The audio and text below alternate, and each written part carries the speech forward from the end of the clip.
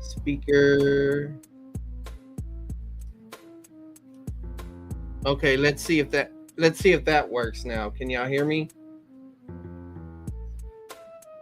All right, we got sound. I hear myself.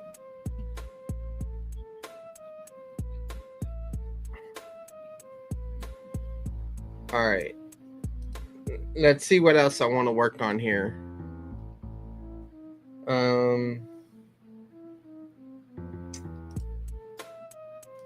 Let's see, audio.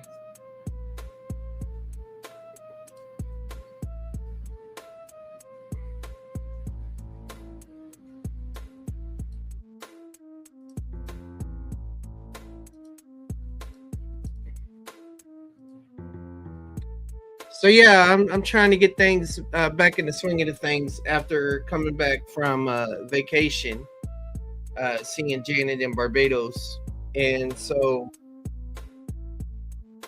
I had to update my computer.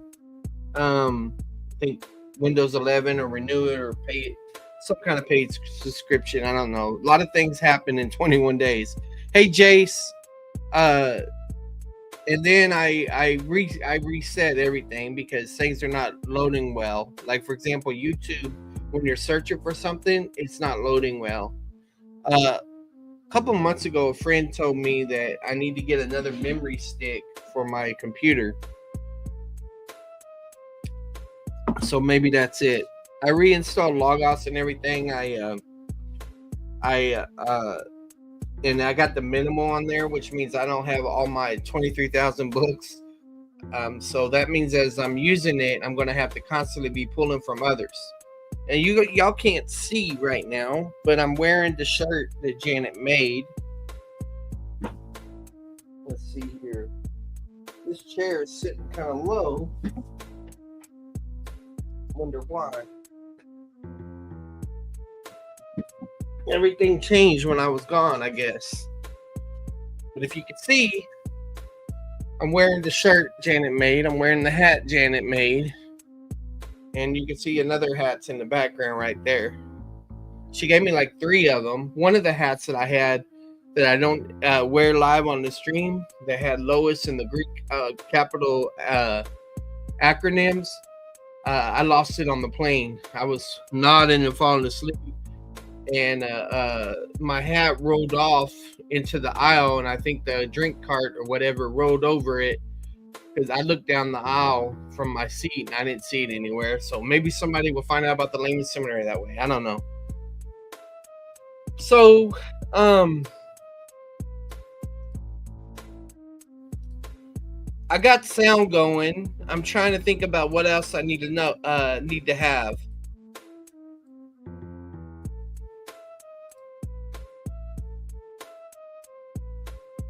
All right. Well, that's good that sound is going.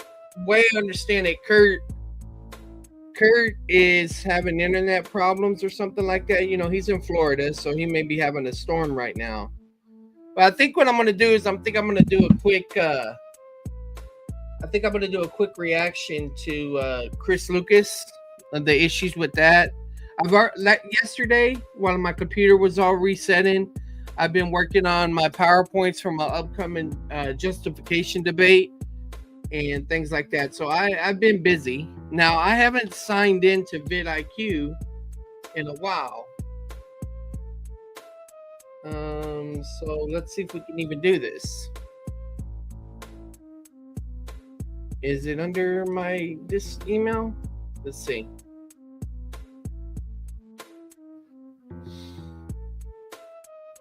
All right. 800,000 views. Thanks, guys. I'm not sure if I shared that one or not. I think I did. But thank y'all. All right. So we're going to create thumbnail. And let's do... let's just type in Superman versus Cyborg. Jay said, perfect timing. I just got done doing a bunch of laundry, and now I'm eating ramen. All right, cool. I haven't used this thumbnail maker in a long time. Okay. So what we want to do, all right, so let's do this. Change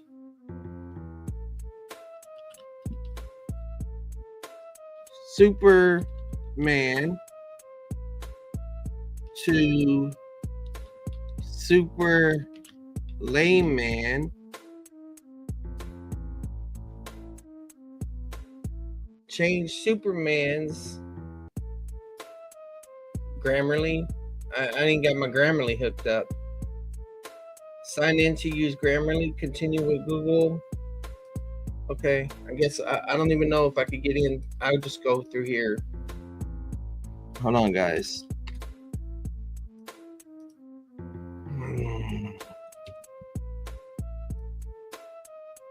My Grammarly's running out, but I don't have a class this semester, so it's not a big deal. Okay, change Superman name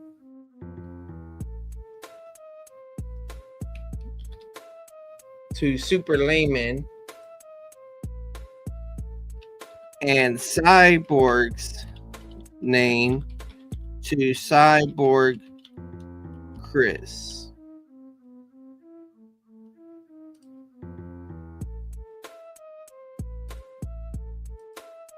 All right, well, let's see how it does with that. I kind of like this one. Oh no, I messed up. I guess I gotta do it here. Oh, I'm not even sharing my screen, guys. See, like I told you, I'm not in it. Not the way I should be. Okay.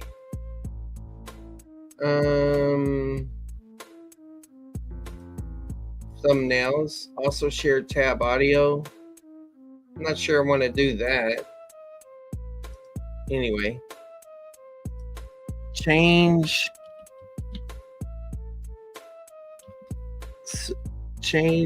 text Superman to Super Layman.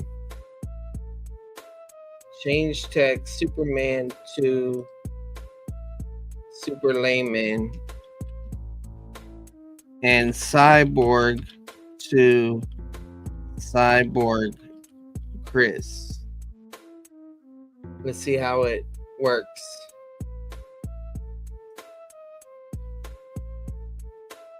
Hey, Free Grace KJV. Hope your trip was great, bro. Yeah, it was a blessing.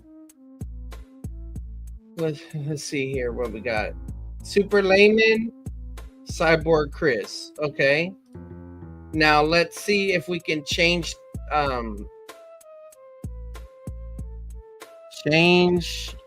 the S on Super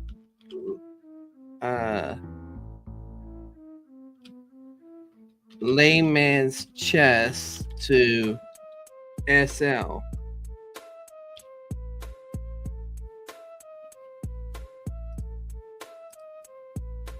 But keep the same style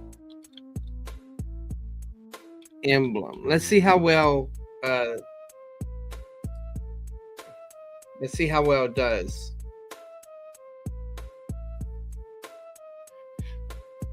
These things are upgrading all the time. So, excuse me, Bear. My cat's right over here. I gotta get my thumbs. Okay. See, it didn't do it. It made the yellow S. Okay. All right. So, make Superman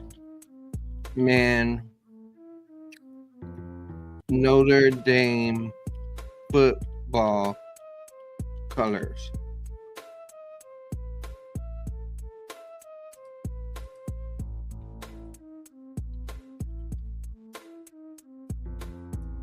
Let's see how it does here.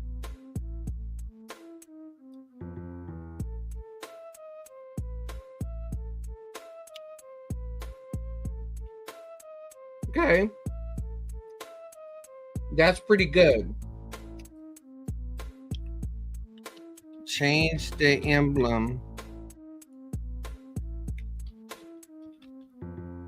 on his chest to SL.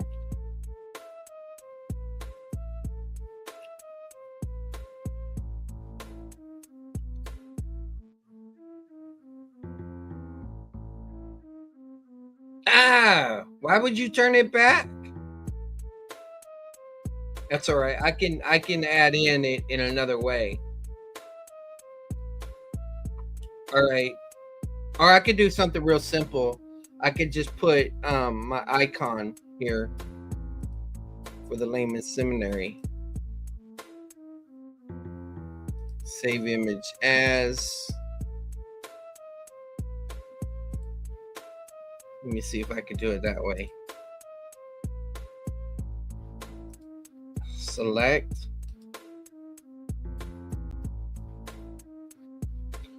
Oh, this is new. Select the area that you would like to refine.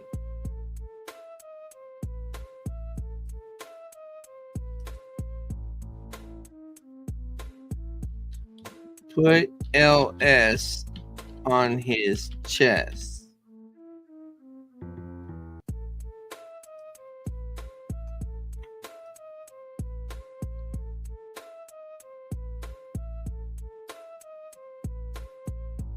Yeah, they upgraded. Hey, Ashley.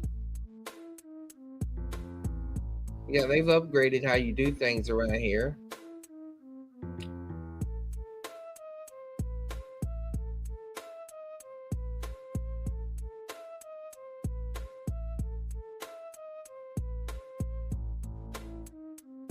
I didn't see any changes though. What happened? Okay, well, there's another way to do this. Okay, look what that said. Replace logo. Replace logo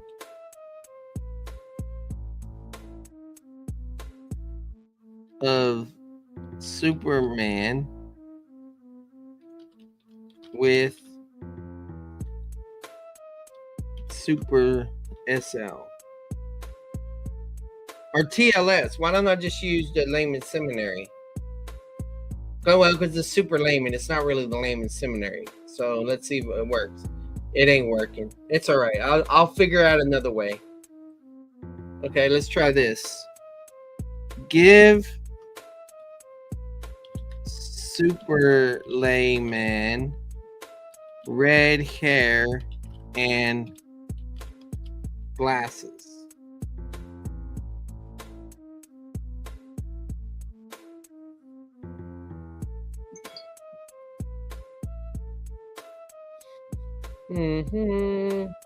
Okay. All right. We can work with that. Okay.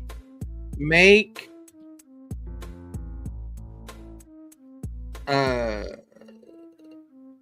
Cyborg Chris white,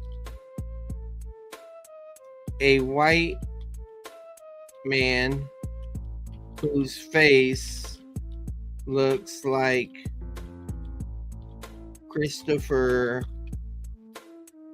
Walkens.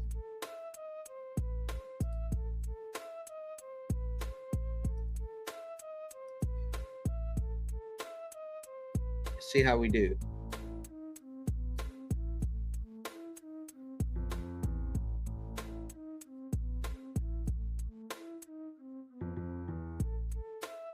Christopher Walkens is who I was thinking of, right? Make him look.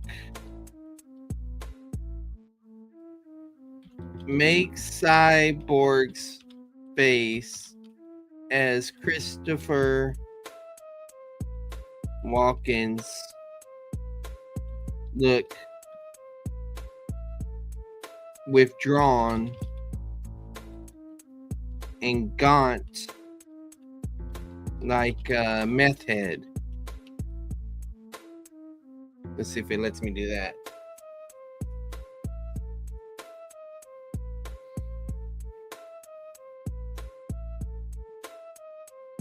No, it wouldn't let me do that. Make Cyborg's face look more gaunt.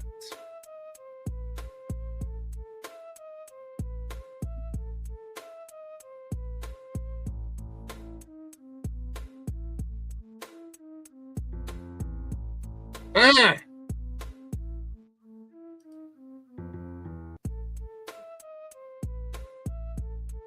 Really? You're gonna tell me? All right. So here's where we got. Okay, that looks better.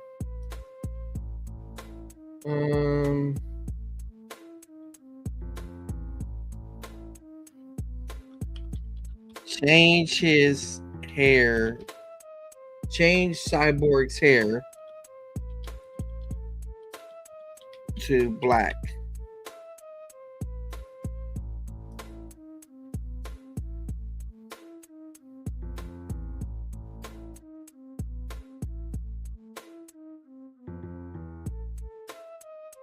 Oh, wow. That is right on. Oh, that's in. Look at that, guys. Hey, Free Grace, Faith Alone. That is right on. Okay, so title. Let's see. Place at the top the AI Wars.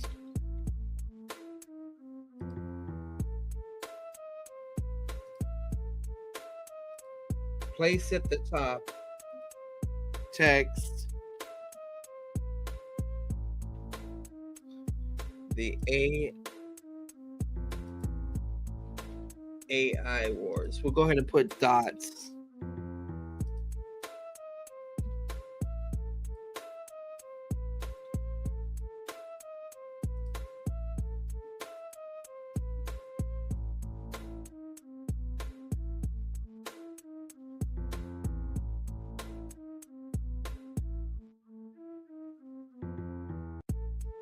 Okay. Make the text AI. Make the text.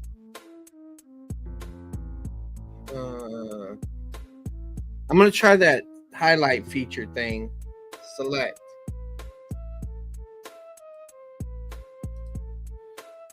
Make the text larger and bold.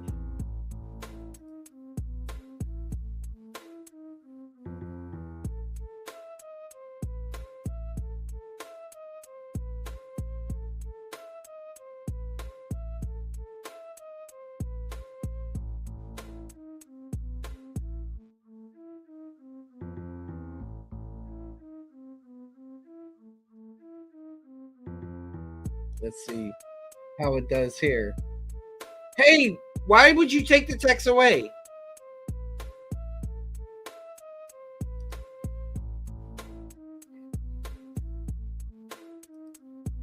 It says nothing to undo. You just erased the words. Type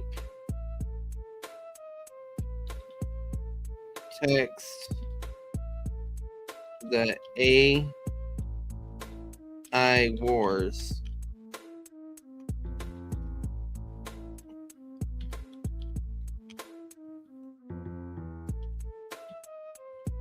At the top of the screen using large and bold font.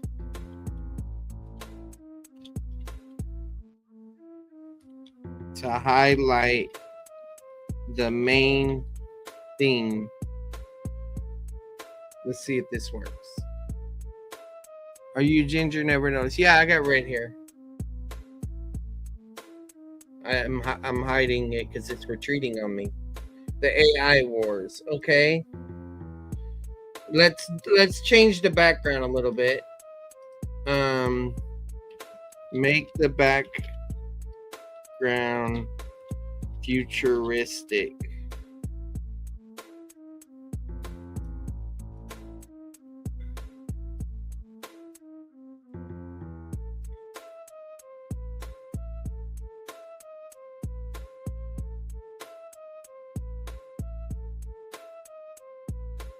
Yeah, that works good. Okay. Now there was a, let's see, copy prompt of clipboard. Oh, y'all went to that level. Download. There used to be more options here. It looks like, okay, it's on the side now. So image. Let's get the layman's seminary.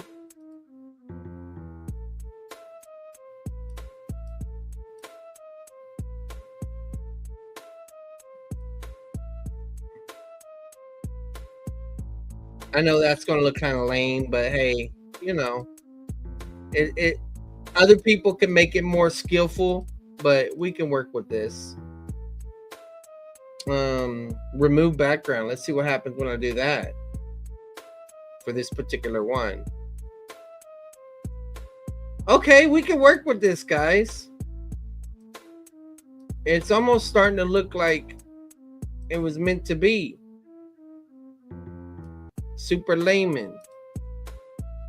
All right, let's just ride with that. And then for Chris Lucas, we got to go to his channel and get his.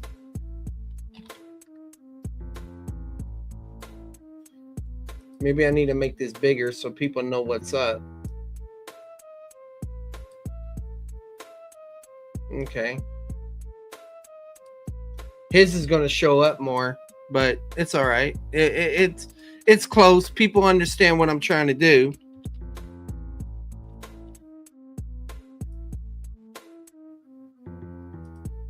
Chris Lucas, Protestant. Actually, his view of salvation, I'm not even sure it's considered Protestant. Maybe. I wish he had a better, what you call it? Let's see. Save as. Well, we'll make do what we can with it. Let's go back into image. Hey, I just saved it. Where'd it go? Let me try again. Something went wrong. Save as. Chris Lucas in downloads.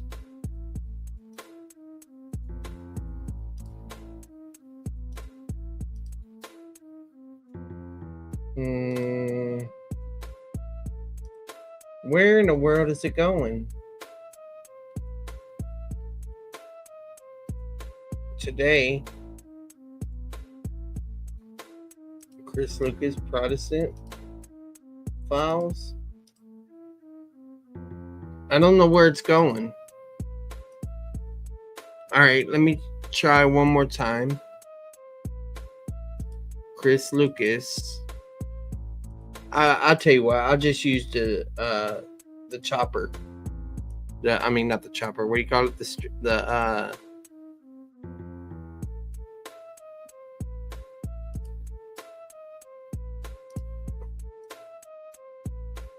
The snipping tool.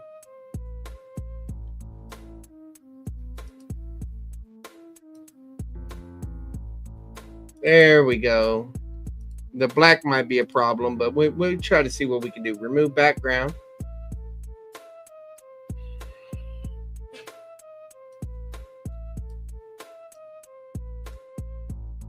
Now, just keep in mind, guys, I'm no way claiming that Super Layman is me or that Cyborg Chris is Chris. And the reason this is important is because that looks weird. Well, they both look weird. I can't get him looking straight on, at least not in this version. So, okay, now the color, maybe we need to do something with the font.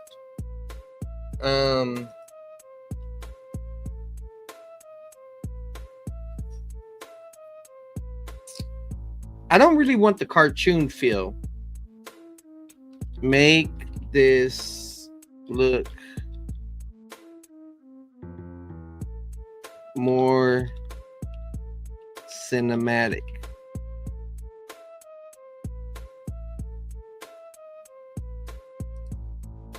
Let's see if that does it.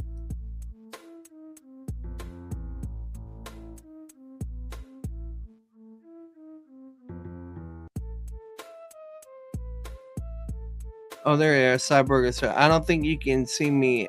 Am I invisible? No, Ashley, you're not visible. Hey, howdy, how are you? I didn't see much of a change. Make. Did you see what it did? It just switched my hair. That's what I don't like. Is that it switches the hair. Now, this prompt thing, we could try with ChatGPT and see where it goes. All right, so let's just see. I'm creating a thumbnail using vidIQ thumbnail maker. Write a prompt that will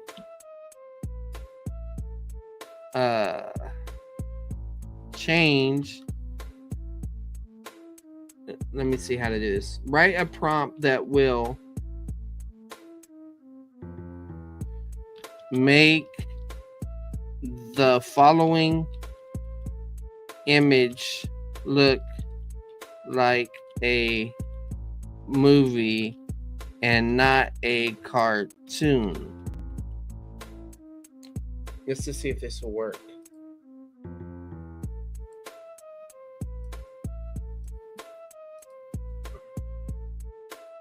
Like I said, guys, I'm not the best at thumbnail making.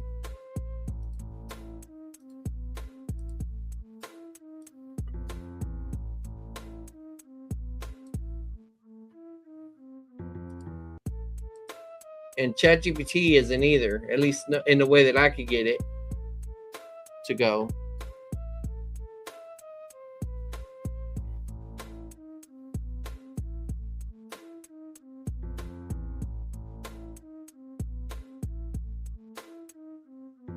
Dang, look at that prompt, man. That's a killer.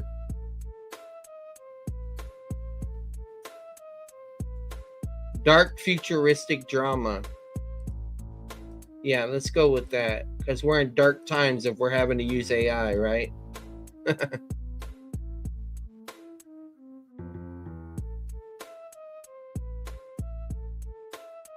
All right, since it's doing this good,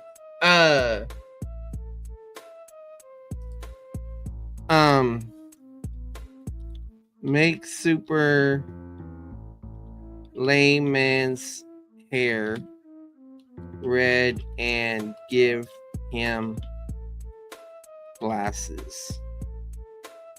I mean, okay.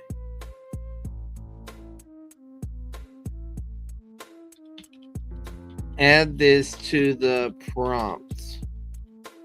So this may be what you have to do. You may have to use ChatGPT with vidIQ. I've never done this before. All right.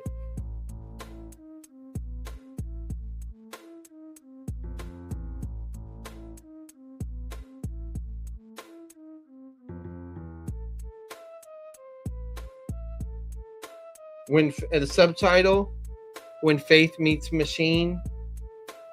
Let's just see what this does right here. Overall tone, dark future drama when faith meets machine intelligence. Okay.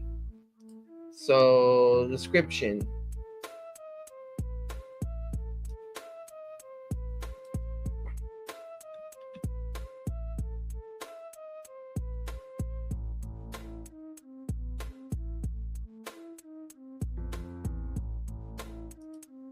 What in the world? All right, so let's just type this in because all right, let's see what happens, guys.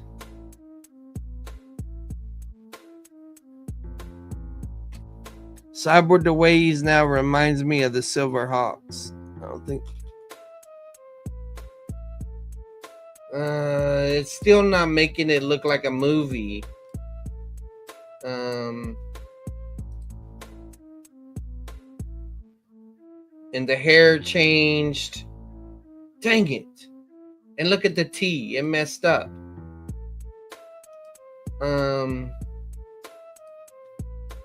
gonna ask ChatGPT. Can you make the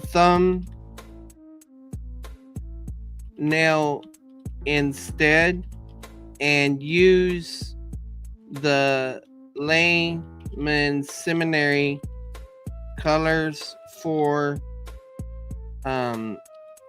super layman? It's gonna take a while, but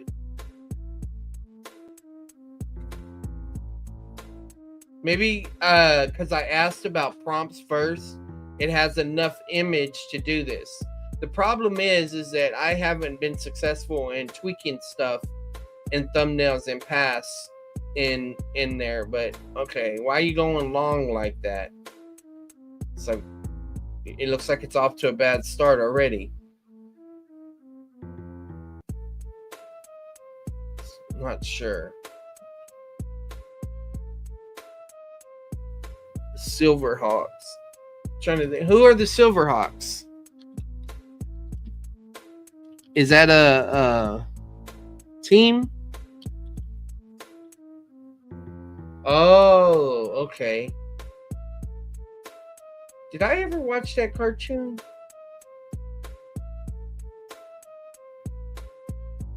I've seen it before. Yeah, I remember this guy's face. But I didn't follow it very well. I was probably too young to understand it. Around probably the same time Voltron and stuff. What year was that? 1986. Yeah, I was 5 years old. All right. Okay, good. You see, it's got the layman's seminary color. It's probably going to go wrong, though, because, I mean, look at the dimensions.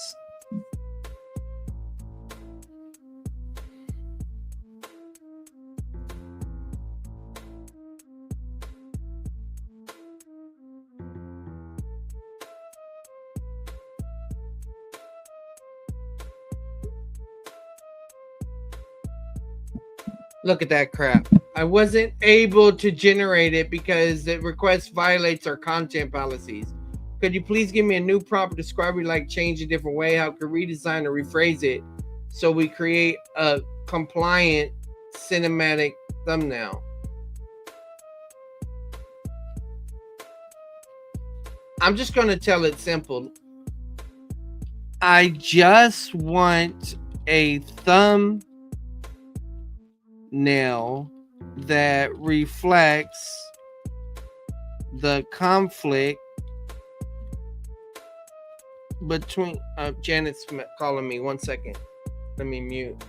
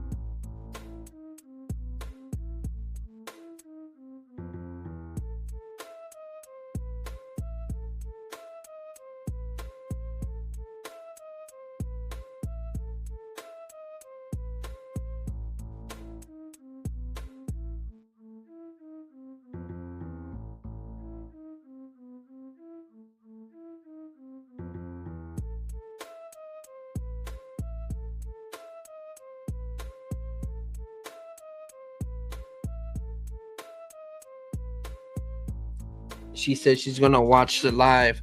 All right, so okay, so I just realized it wasn't sharing the ChatGPT screen at the same time. So I'm gonna share my entire screen. Let me know if I got the echo. Kurt was having to deal with that last night. See, it says I wasn't able to generate. I just want a thumbnail that reflects the conflict between me as super layman and Chris Lucas as Cyborg Chris.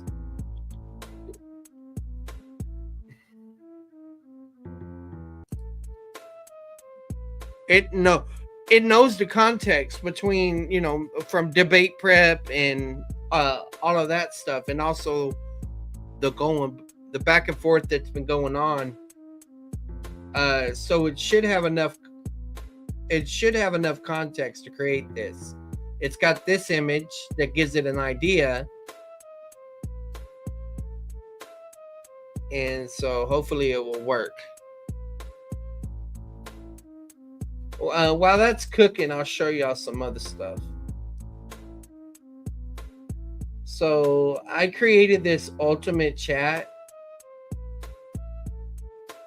and what I did was I took a whole bunch of chats and fed them all in here through different prompts. I said label this ultimate chat. I said got it. Let's see.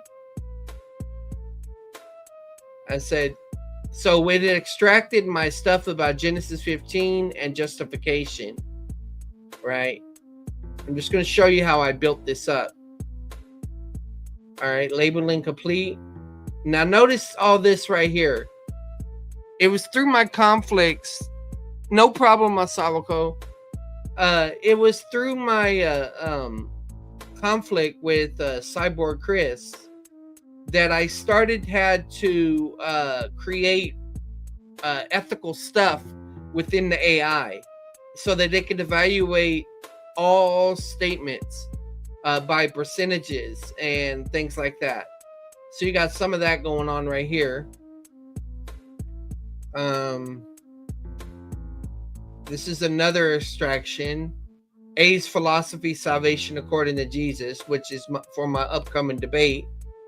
So I was working on some stuff there. This one, faith, fellowship, and obedience, super layman meta evaluation.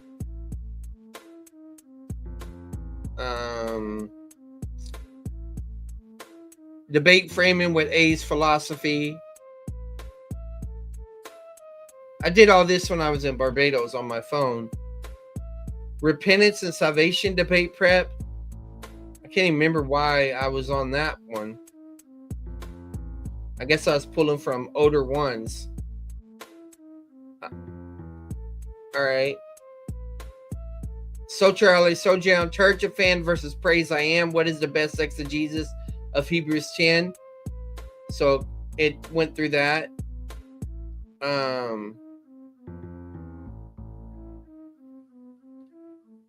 I got super layman, shadow layman, which is supposed to be like nemesis mode. Like the idea is that I wanted to build not only my AI up, my ChatGPT, I wanted to build up my opponent's AI. That way I wouldn't be fighting against a straw man. And what I mean by a straw man is, I mean a weak dude, like a scarecrow.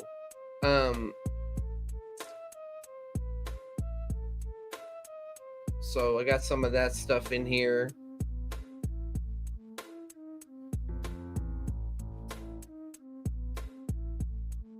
All right. Integrative meta evaluation archive. Now the issue is sometimes these things don't transfer over to other chats. And so that's why I was like, all right, I want to create a prompt that extracts stuff from each one of the chats that I could put in and become like an ultimate narrative chat, because I didn't want to lose any information or functionality. Now later on, you'll see this in a minute. I don't have to look what it does here. I need it to create a compact directive so that it goes into, I'll show you where it is in the section in my AI in GPT. I needed one with no spaces and condensed language so that I didn't lose any functionality from all of these chats. So here I am, I'm playing around with it, bringing all this in here.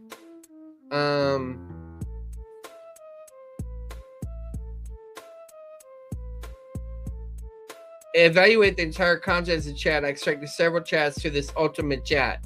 So then it's bringing everything together.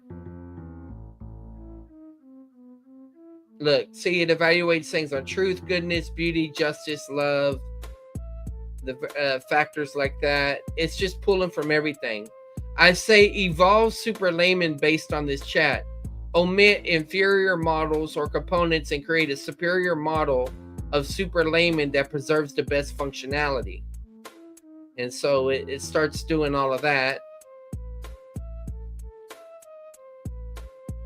I said, what else is missing? So it gives me suggestions on how I can improve my super layman ChatGPT 5 for objectivity, for ethicalness, other things like that. And so whenever it tells me what's missing, what I then do is I say apply all suggestions. Okay, so it's evolving by doing this, at least within this chat. And I do this several times. What else is missing? I just keep pushing it as far as it will go, seeing how high I can evolve it. What else is missing? So it's giving me all this stuff. What else is missing? I just keep hitting it with that, right? Apply all suggestions. Give me the master prompt for this it's supposed to be evolved version, but it says evoked. So it gave me the master prompt for that. Then I told it my goal for Shadow Layman was to be a nemesis to Super Layman. 2 competing agents in one model with a moderating agent. Almost like id equals super ego, but I'm not saying it's like that. This way I could build my opponent's AI and mine at the same time to ensure objectivity. Write this so I can insert it. I say rewrite it with no spaces and compressed as much as possible. Then Chris started bombing on me again, right? And I said evaluate this. So now it starts going through and evaluating Chris Lucas's statements. I said rewrite it with no charts because it's easier to paste, right? I said rewrite so that he understands the readouts. And what I mean by readouts is this. See, humility 8.6, charity 9.3, clarity 9.1, wonders. And so it's giving me these things. So it's allowing me to evaluate a statement, falsifiability, fallacies, logical and exegetical, all of those things like that. And so then it created this readout. All right.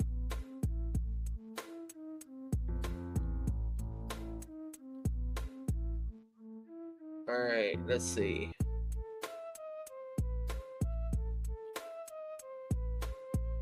So then he kept talking more trash. So I ran all that through and evaluated it.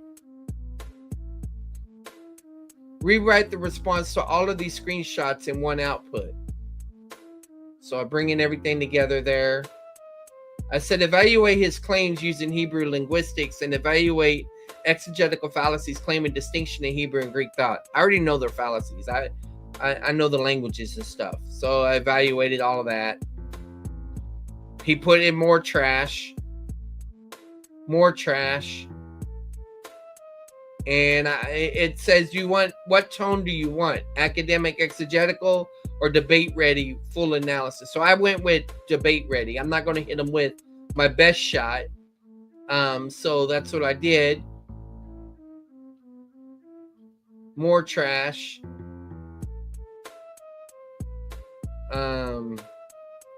More trash. More trash. More trash. More trash. Rewrite it without the charts. More trash. Evaluated. More trash. More trash. And the reason it's trash is because Chris Lucas is one-dimensional, and so his AI is one-dimensional. And I was trying to show him, and I even shared my prompts, like, here's how you can improve it. And you know what Chris Lucas did? He tried doing a monkey see, monkey do approach. He saw that I mentioned that I was trying to evaluate. Next thing I know, he's got a post going out talking about, I didn't like what it was saying and what it was doing. And so I was trying to win over his AI and also him in a careful way. But then he started calling me a moron and other stuff like that, and things escalated. I said, based on everything, reply, more trash. More trash. All right. It says, I just returned home from my trip in Barbados. While I was there, I engaged with Chris Lucas' long AI posts. I did so by screenshotting them on my phone and uploading them here. Now that I'm back, I have my PC to do fuller screenshots. My concern is that Chris Lucas has become arrogant and overconfident in his position. I have to work tomorrow, but I want to refute him strongly before I sleep. And so it went ahead and, refuted him, right? Then more trash was given to him, and it kept going on. I said the short he shared from is a cross-exam portion of a debate where I'm bringing up all the possible places the new covenant began, because my point is, in all situations, it's made with believers. At the Last Supper, at the cross, or Acts 2, or in the tribulation. I do believe the new covenant began at the cross and that the Last Supper statement were proleptic. But there are different views of the new covenant, so my response was to count for similarity. I told Chris I believe the debate began, it's supposed to say the covenant began at the cross. He is being disingenuous here. So I have to inform him, but more trash coming in. Used everything in his chat to respond to this, so it's bringing all the threads together. Then he's giving more trash. I said my community posts calling him out for a future debate. Savako, you see now teaching Chris how to work with AI and do the same thing you do, and it will come back to debate chat to figuring it out. Yeah, he'll come back stronger, But if you're gonna call me a moron and stuff, I'm not an expert in AI. I'm just showing you what I'm doing, and if you could do it better, fine, that's great. But I'm trying to be objective. I'm trying to put ethical things in here, but I'm also recognizing. See, let me show y'all this.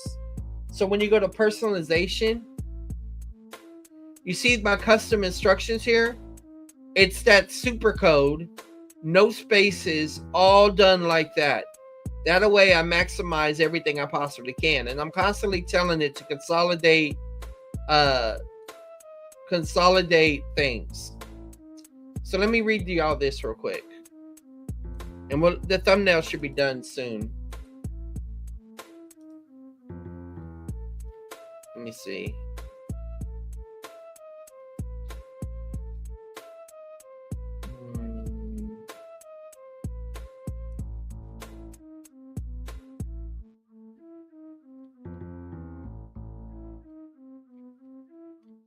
Okay.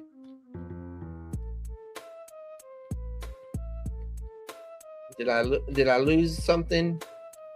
Let's see here. Oh no, here it is. My community post calling them out for a future debate. The saying, when the cats are away, the mice will play, is so true, because while I would have been on vacation, the rat, Chris Lucas, has gone on a press run using his AI cyborg to supposedly show that he has defeated my position in our covenant debate. While on vacation, I have let super laymen largely do the talking, and the result is we've been allowing our AIs debate. During that time, Chris Lucas is getting more confident and more aggressive. So here's what I'm going to do. This is before he called me a moron, I think. I can't remember the exact details. Chris Lucas, I challenge you to try again against my covenant position in a formal debate. I know you want to debate Daniel 9, and I have agreed to debate that eventually. However, you now think you have tons of ways to defeat my covenant position. So you do not just need Daniel 9. I challenge you to defend your recent claims before we even get to Daniel 9. Are you willing to do a part 2? It will be the same topic. If Cyborg really cooked Super Layman, then it shouldn't be hard for you to learn from that. However, I warn you, I'm not Super Layman, so you better do better than trying to defeat Super Layman. Let's see what you and your AI are made out of. And then it did a polished evaluation of this. Look, it even added a rat emoji. I didn't upload any of this. And I said this. I posted this, and I said this was made before the rat post. And so it evaluates all of that. Explain how his argument is circular, because GPT is saying his argument is circular. And so this is it explains, right? And I think I tell it to now rewrite it at a 9th grade level. Why Chris' argument is circular? He's assuming what he's supposed to prove. So Chris, I'll go ahead and read this so you can see what's going on here. This is a freebie for Chris. Chris says Daniel 9:27 shows that Jesus started the new covenant at the cross, and then uses that claim to argue that the new covenant brings salvation. But that's the very point we're debating. He can't just assume it's true. He has to prove that confirming a covenant with many in Daniel 9:27 really means starting the new covenant. So far, he hasn't done that. He's just saying it does and building the rest of his argument on that assumption. That's what's called begging the question. It's when someone uses their conclusion as their starting point. He mixes things that the Bible keeps distinct. Chris says, I'm dividing what Scripture never separates, like covenant salvation or cross and covenant blood. But by blending them all together before proving their connection, he makes his position impossible to test.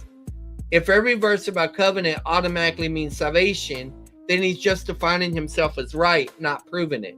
My view keeps a clear order. And so he said, God reveals, we believe, grace saves, covenant organizes, history applies. That can be tested. He can't. 3, he reads his conclusions into Hebrews 9:16 and 18.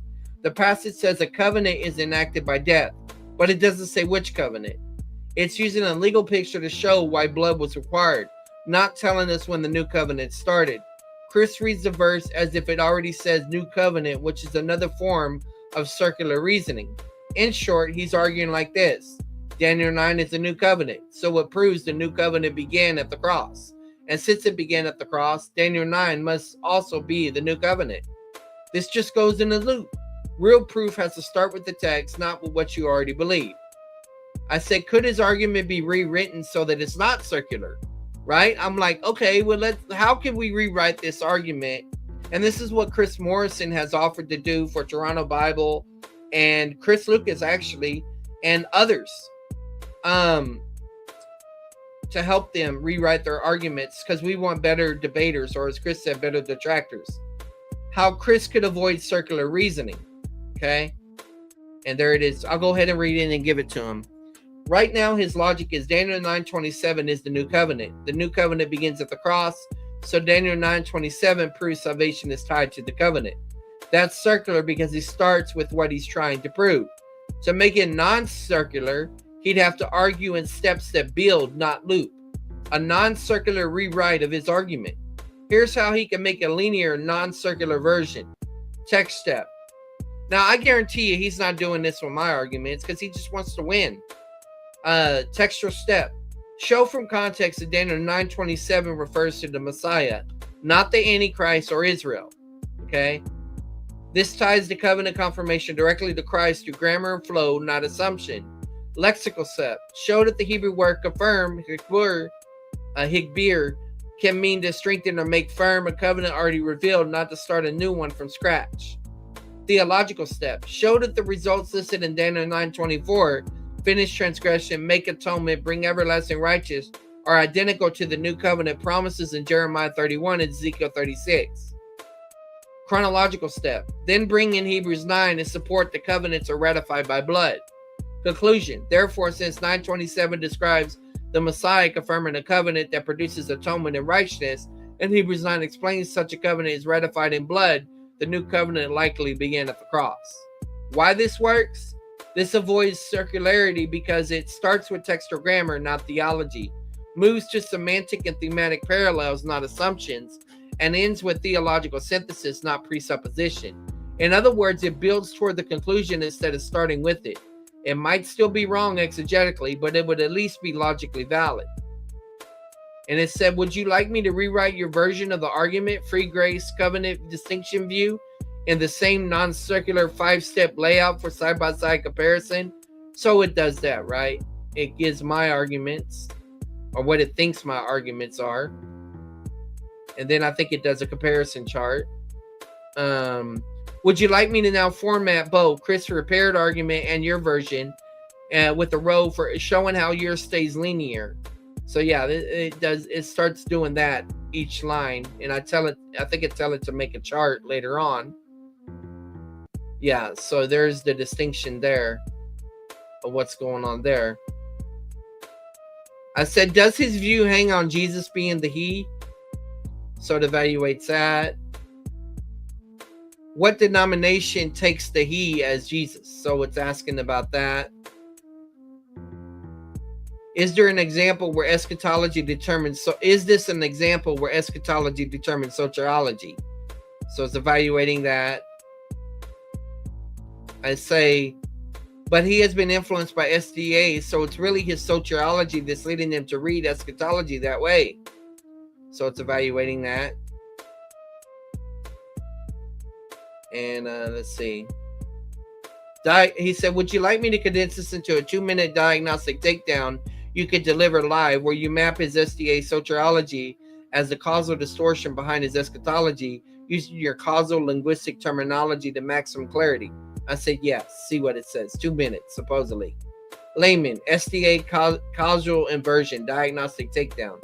Let me show you what's really going on in Chris' system. On the surface, it looks like his eschatology is driving his theology. But underneath, it's actually his soteriology. And not a biblical one, but an SDA-shaped one. In Seventh-day Adventism thought, salvation isn't received once for all by faith alone.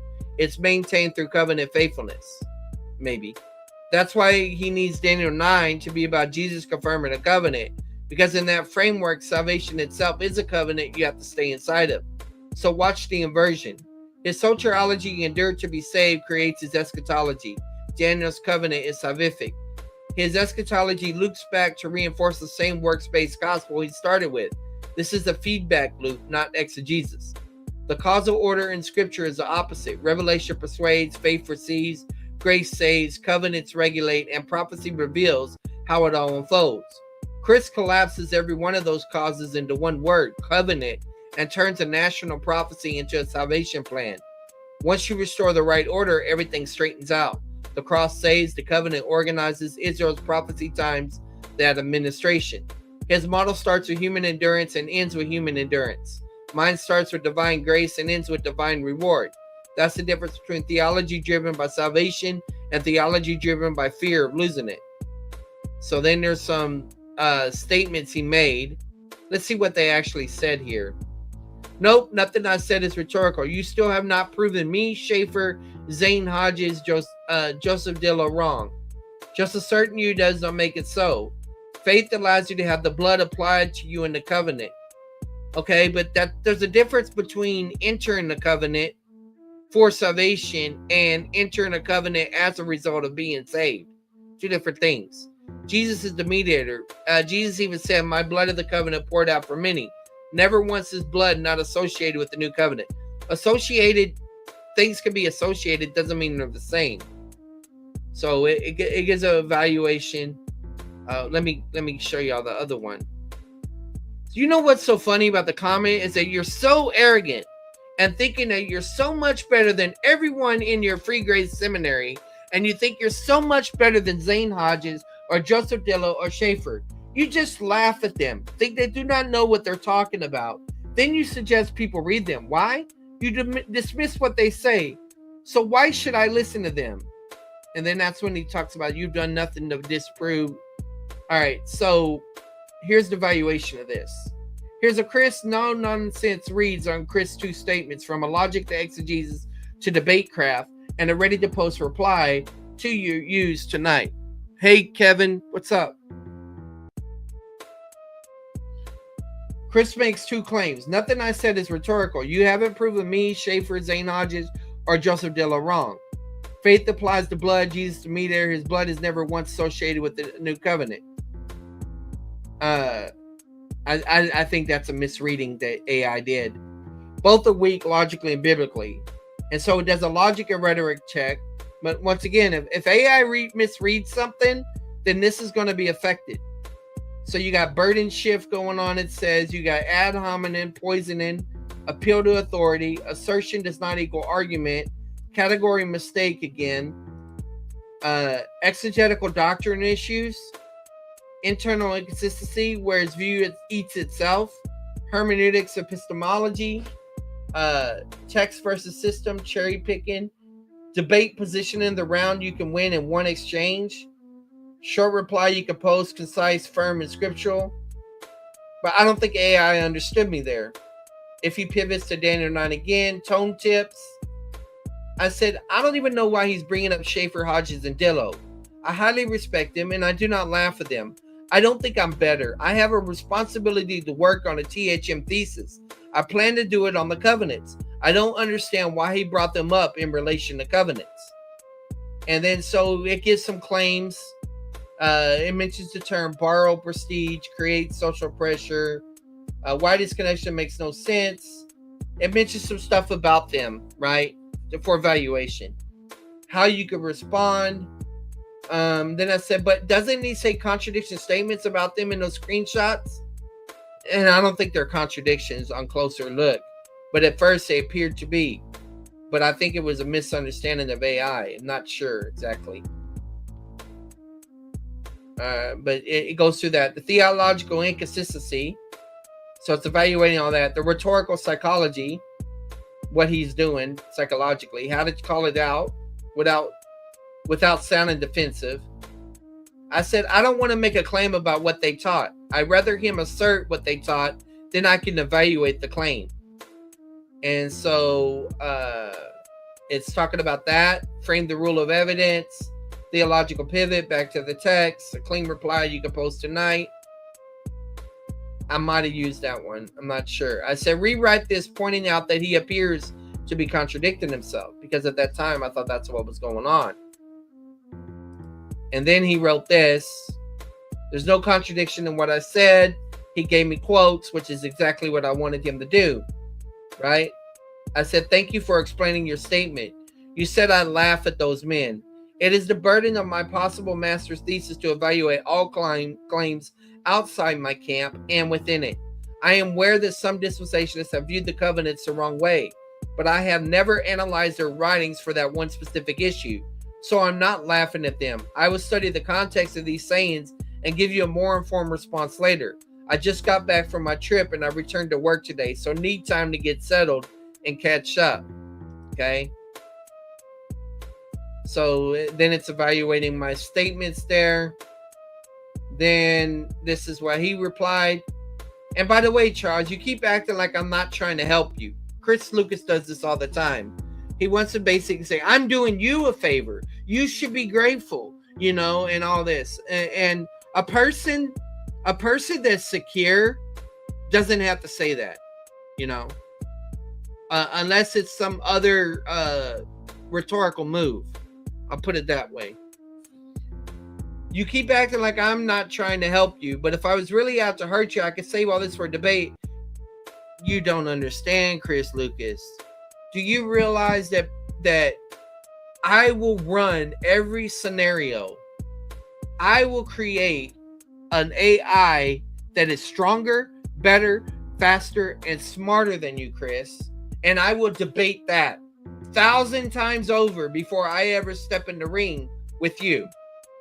So you think that you bring up these superficial arguments with your limited areas of study? You said that you've only been studying as a Christian for 3 years. Okay. Now, don't get me wrong. You could have got on some kind of spiritual steroids and all of that stuff. But typically that's not how most people grow. Okay. And I was informally trained before I ever got formally trained. Okay. So I got layers upon layers of this stuff and studying. But you could try it. It ain't gonna help you. You'll just feel the same way you did after our last debate. Defeated, like you apologizing. Anyway, he said, and by the way, Charles, you keep acting like I'm trying to help you. But if I was really out to hurt you, I could just save all that for a debate and surprise you with those quotes. It wouldn't matter to me. Just because you mention a quote, if you can't demonstrate to me what that quote means in context and how it relates to all the other theological positions those authors do, all you're doing is quote mining. Look what he does here. And just like Jamie Russell avoids debating me about Daniel 8 because he spent his entire life in Seventh-day Adventist and builds his whole identity, you can tell when he's not using ChatGPT because he's misspelling, builds his whole identity connected to it, and he would fall apart if he found out his whole life was a lie. You have the same issues about trying to avoid Daniel 9. I'm not trying to avoid Daniel 9. If he wouldn't have gone on this rant basically saying, trying all these attempts to disprove what I said in our debate, and really what I was trying to do in our debate was I was trying to give him, look, you need to clarify your position, go back to the drawing board, come back stronger. And so while I was in Barbados on vacation, I was interacting with him almost the entire time. Okay, so that's over 21 days of interacting with him, or during the span of 21 days, interacting with him, using my AI to sharpen him, make him think through these issues faster and in a deeper way so that he could be stronger when he come up against me.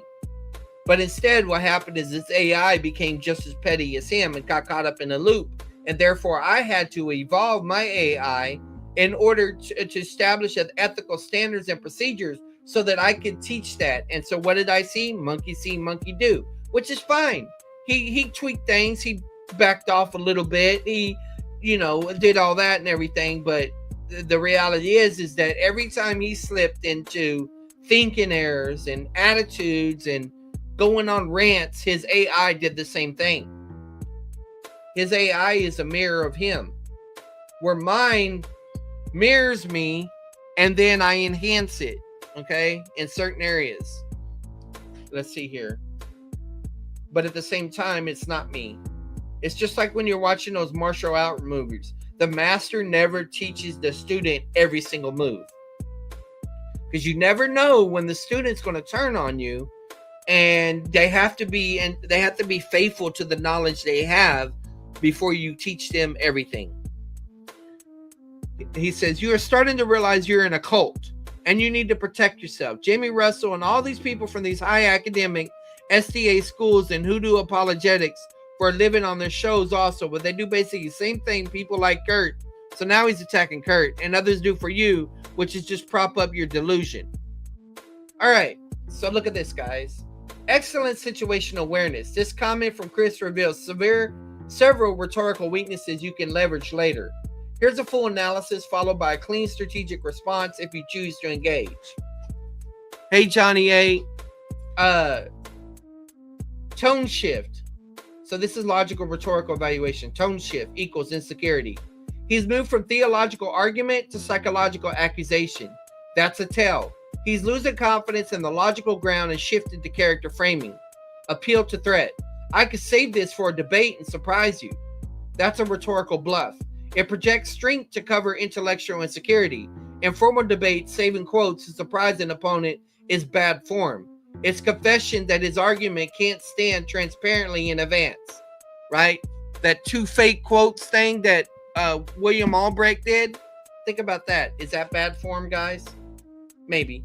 It just depends. Whenever you're evaluating what's his name, it just depends. We'd have to evaluate that particular thing, but that's what came to my mind when I read that. Guilt by association fallacy. Hold on, guys. My pastor's messaging me.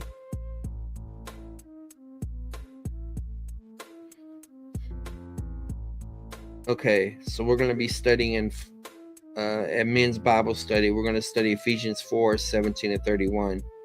I have to meet with my friend Josh. We got a study session at 4, but it's only 2, so I got some time right now. And then church is at 6. Anyway, guilt by association fallacy. He compares you to Jamie Russell and a Seventh-day Adventist without any shared premise. This is textual ad hominem circumstantial, attacking imaginative motives. Your whole identity will fall apart instead of your reasoning. Cult accusation equals emotional manipulation. This claim tries to provoke you emotionally and frame the discussion as him rescuing you. It's a psychological strategy called moral high ground projection, portraying himself as savior so his aggression reads as care. Contradiction with previous tone. Just a few comments earlier, he said he was being charitable and trying to understand your reasoning. Now he's threatening, mocking, and pathologizing you. Yeah, this is similar to narcissism and borderline personality disorder. These swings like this. It's not bipolar. But anyway, I can do a psychological evaluation later on. We can run DSM. I did that in the debate prep, the videos, like on his, because he was talking a mad trash before the debate, and I was evaluating all the tactics he was doing. But anyway, the contradiction undermines his ethos. He oscillates, between pastor helper and antagonistic accuser, which signals inconsistency, not clarity. 2, what this reveals strategically. He's frustrated by containment. Your calm, precise replies keep him reactive. He's emotionally invested in Daniel 9, meaning his eschatology is now driving his rhetoric. He's losing frame and control. You kept the discussion academic. He's devolved into psychological language. That's exactly what happens when someone's ego is hit harder than their argument. 3, model response if you want to reply publicly. Chris, I'll let this stand as evidence of how our tones have diverged. I've stayed focused on texts and arguments. You shifted toward personal accusations and emotional framing. You compare me to people I've never interacted with. Well, I've had interacted with Jamie before. Speculated about my motives and threatened to surprise me with quotes. That's not how sound theology is tested. If you want to debate Daniel 9 formally, I'm still open to it on clear terms, transparent sources, and mutual respect. But if the discussion turns into psychoanalysis and name-calling, it stops being about truth and starts being about ego. 4, meta takeaway for you. Do not match tone. See, my AI is telling me don't escalate. I got an AI that is trying to help me become a better debater and a better human being in the sense of discipline and reminders and other things like that. Meta takeaway for you. Do not match tone. You've already established academic credibility by acknowledging your THM thesis work and deferring to textual study. If you maintain composure while he unravels emotionally, the audience will see the contrast. You as the scholar, him as the agitator. Then I posted this to my channel after I saw he called me a moron and all that. And some of these, remember, keep in mind, whenever I'm flying back from Barbados, I'm getting these messages in at different times, because I don't always have internet connection and things like that. So that affects, how some of this stuff gone. But I was seeing this rants and these accusations and, the analysis stuff, what showed up in that analysis. And so I said, Chris Lucas has become too unstable to interact with. So he will be blocked on this channel. If he wants to formally debate something, he can contact SFT. He couldn't handle the AI wars or my actual responses to him, so he flipped out. I don't care about winning debates, but he sure is acting like a sore loser. If any of his fans are convinced by him, then they're welcome to formally debate me as well. Yeah, because he's got some, for lack of a better term, Judaizers around him puffing him up.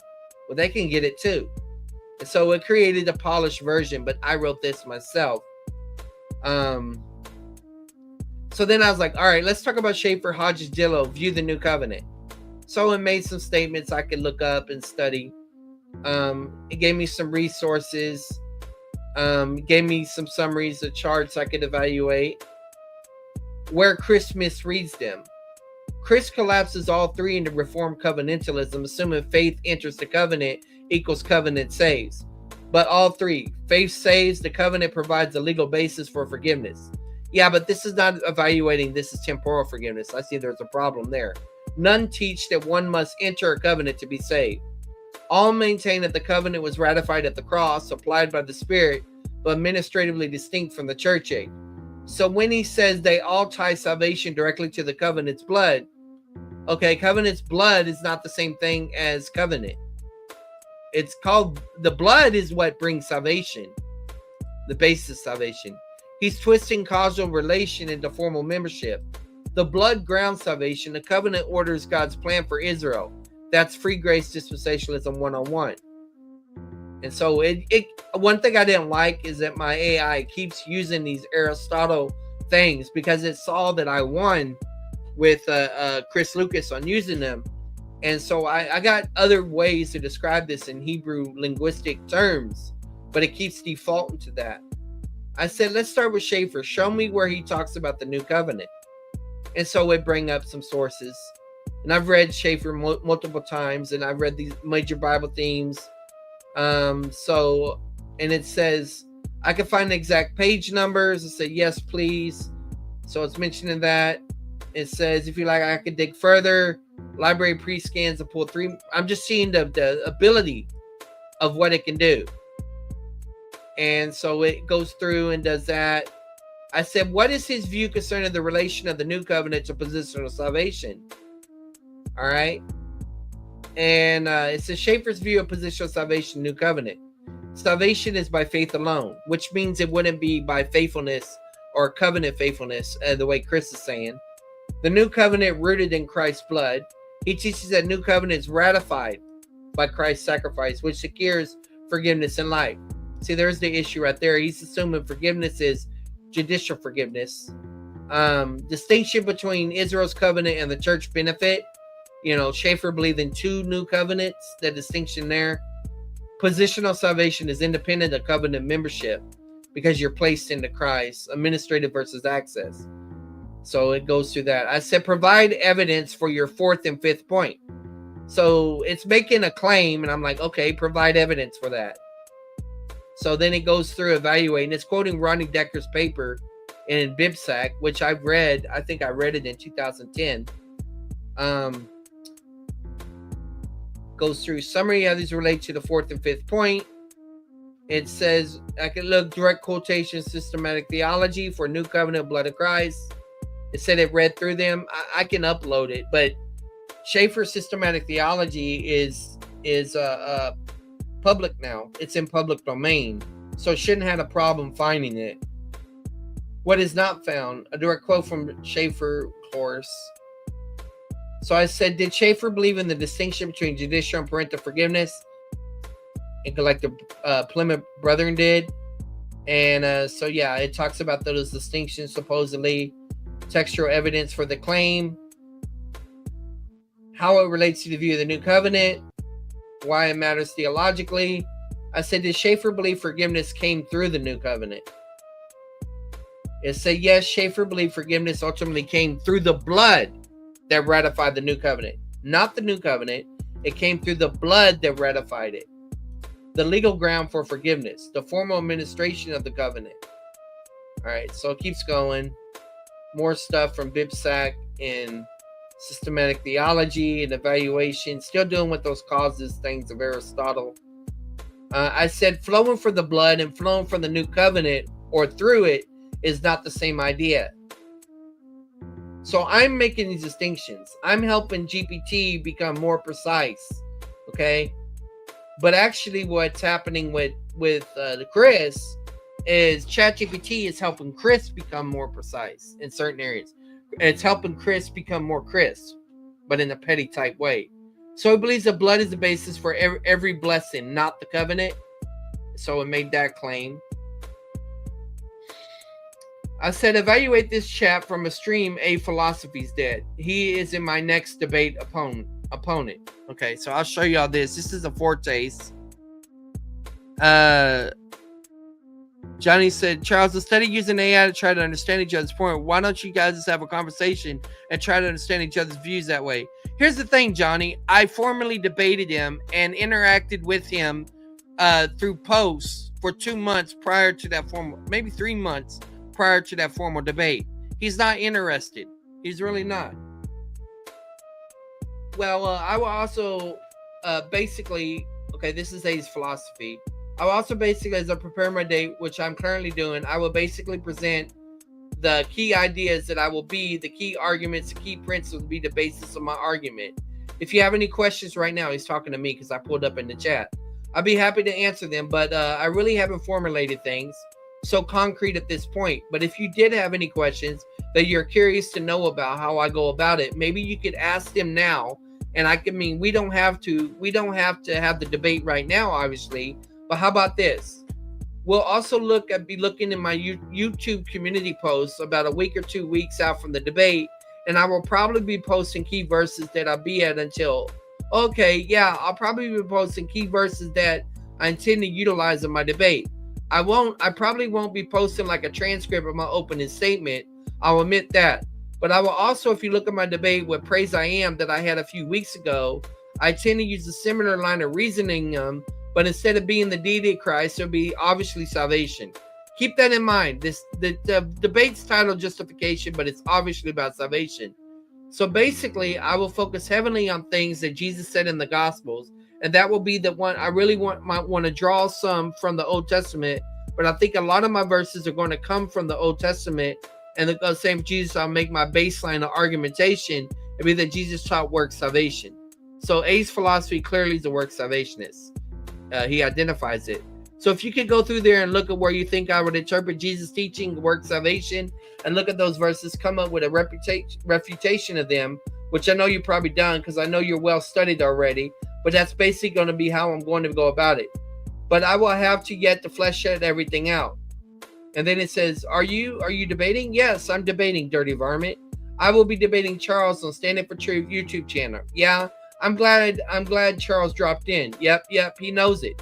He waits for me when you mess up. We'll choose it, but you will to choose him and say no evil is always there. So they're talking about choice or whatever. Think Cain and Abel. Okay, this was okay. He waits because he needs to condemn you when you mess up. Oh, you're talking about the Holy Spirit. All right, so he's talking about that stuff, right? To dirty varmint. Now I have come in and fix you.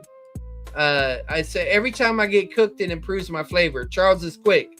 That's why I'm more worried about Charles than Praise I Am. Charles is quick on his feet. Maybe not literally, but figuratively. That's got to be a fat joke.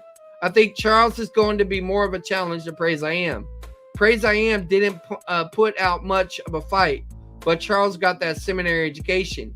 He's got all that book learning he's going to rely on. I don't think Praise I Am really has that, but I've actually kind of been more impressed with Charles recently and his more recent debates, especially his debate against Chris Lucas, which dang, that was kind of a bloodbath for Chris Lucas. I like Chris Lucas, but dang, that was not a fair fight. So I don't want to look like that. I think but Chris Lucas I don't want to insult Chris Lucas. He might be in the chat, so sometimes I'm not sure if he's there or not. Usually he says he is, but I mean, Chris Lucas did maybe, I should say this. Chris Lucas made some good points, but as far as the optics of the debate, he probably could have come more prepared. I will say that. But Charles, I think I'm having like a little more respect for Charles because he actually has demonstrated a more larger breadth and knowledge about Bible hermeneutics, the stuff that I didn't see from him at the beginning.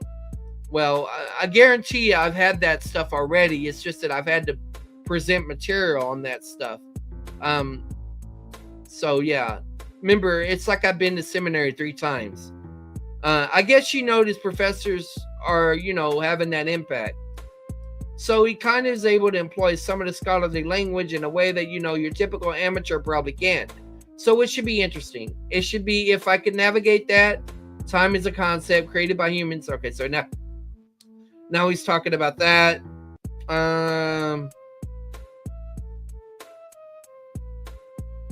First time Charles been in chat. All right, so it says, excellent. Let's evaluate A philosophy stream comments in detail.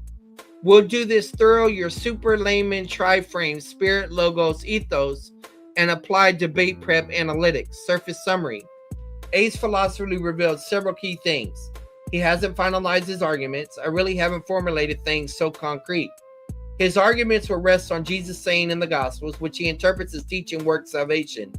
He will not post a full script, only key verses beforehand. He expects you, Charles, to bring academic precision and speed, which he respects but sees as a threat. He contrasts you with Chris Lucas and acknowledges your theological breadth. He still denies the deity of Christ and holds an anti-hypostatic union stance. 2. Debate mode analysis shadow layman. Remember, this was designed to function as my nemesis and refute me, but I'm not sure that's what it's doing here. But anyway, core claim, Jesus taught work salvation. Method, selective literalism. Reading ethical imperatives of sociological conditions. Fallacy risk. Category error. Conflates discipleship conditions, sanctification with justification conditions.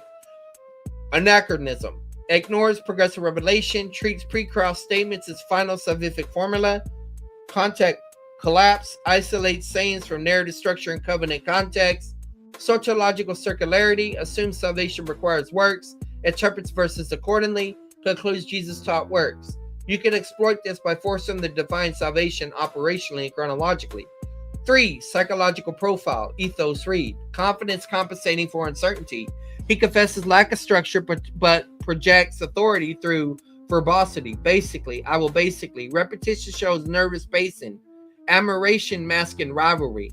He compliments towards you. I'm more impressed with Charles. Served to frame you as a worthy opponent, but also a foil. He's preemptively framing himself as the underdog to gain rhetorical sympathy.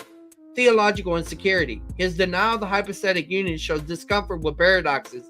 He prefers binary categories when it makes him vulnerable to logical layering, e.g. linguistic aspect, causal hierarchy.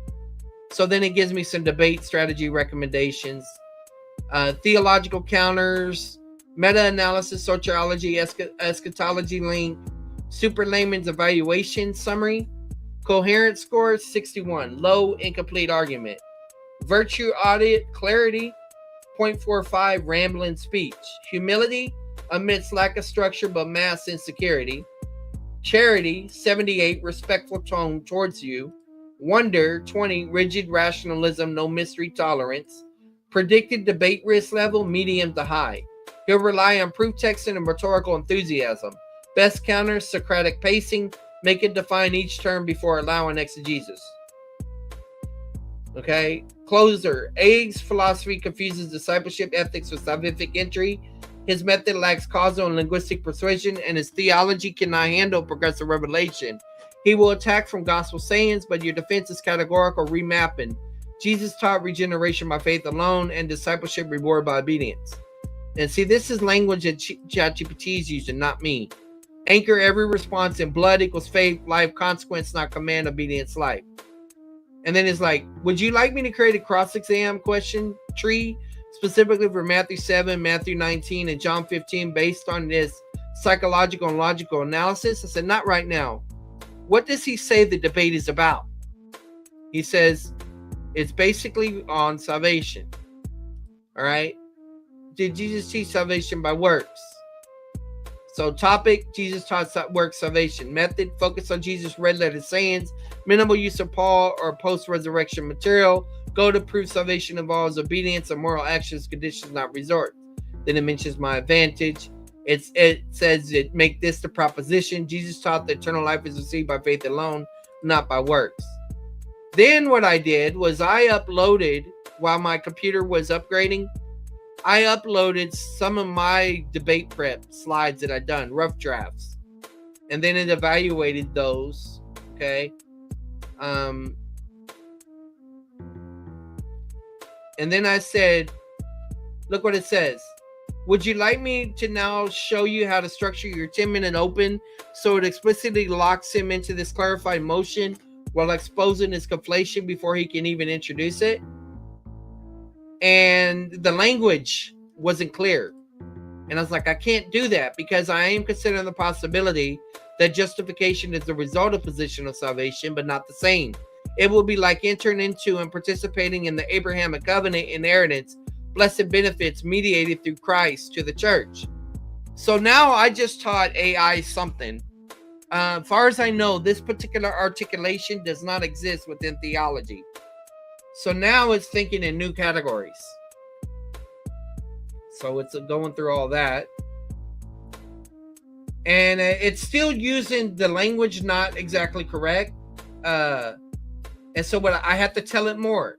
Just as one becomes a de jure inheritor of the kingdom as a result of being positionally saved, that's just another way of saying one received the Abrahamic covenant blessing inheritance. So then it's still trying to process all that. It's giving some suggestions. I say my view is similar to N.T. Wright, except I deny final justification and don't view covenants as sociological. So what I'm doing is I'm trying to help it understand my view by comparing it to another view that it could largely pull from the internet. So then it brings up all those categories. And then it asks me, would you like me to show how this framework absorbs right strengths without inheriting sociological errors? And so it goes through and ties all that together. And then I fed it some more of my slides. Okay. So this is a variation of one of the charts that I'm going to be rolling with that I gave it. And I'm teaching my AI these categories. And then it got stuck on concerning right. And I'm like, don't concern yourself with the right comparison right now. Evaluate the screenshots. Okay. And so it's evaluating the language. Bottom line. So what I did was I ran my screenshots that I wrote with my own hands, unedited by AI, in there, and it's evaluating it. Okay. This is people that I plan on dragging the Catholics and EOs in this. Here, I'll go ahead and show you all this slide so you can see it. Seraphim Hamilton was happy to say you realize you're not Protestant, but he didn't do any more than that as far as refuting my arguments. Dr. Robert Sejenis was totally disarmed by this and had to go after my claim that initial faith had eternal results. And Chris Lucas is misunderstanding what happened in the Sejenis debate, which I'll try to swing to after I finish this. Taylor Barrett, by his own words, thought he could do better than Sejenis. East to West theology thought we would go the typical route as most Protestants, Chris Lucas and I, but no, we focused on promise. Sig, I had a discussion with, but never followed through with formal debates. Jay Dyer blocked me. I challenge everybody on Twitter and X every day. If free grace is true, none of their other claims matter. A's philosophy, you need to make it your life's mission to destroy free grace, and so should everyone else. I want people to try to destroy free grace. So it's evaluating what I said there. All right, and that's the last thing I said there. So let's go see how the thumbnail cooked up. Dang, that is almost good. Oh, that makes me so mad. If it would only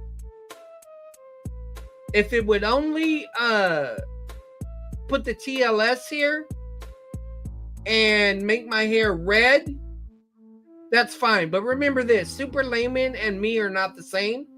So I'm going to go ahead and ride with that. Let me see. What debate is this?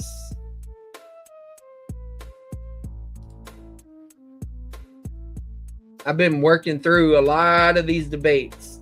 Covenant debate. Who am I debating? I'm debating A's philosophy. So what is that called? Practical conditionalist justification debate. I'll stick it in here. So I already got 204 slides done. I did all this yesterday. Now I'm going to condense a lot of that, but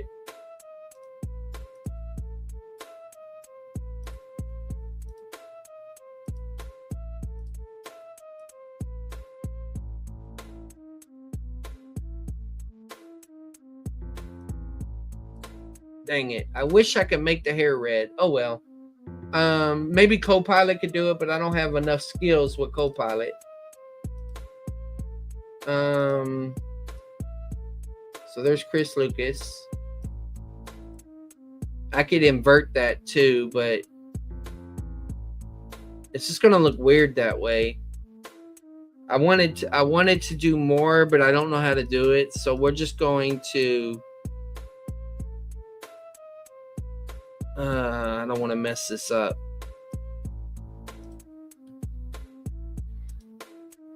Let's see. Now I got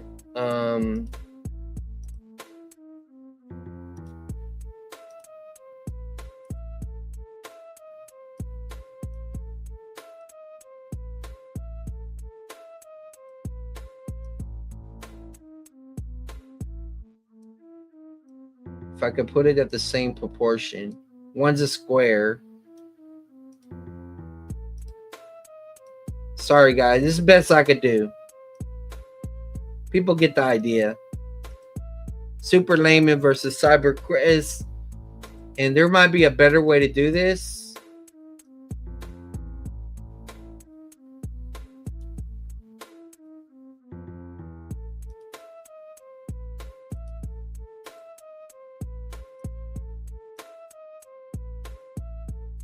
Okay. So now we can go to YouTube.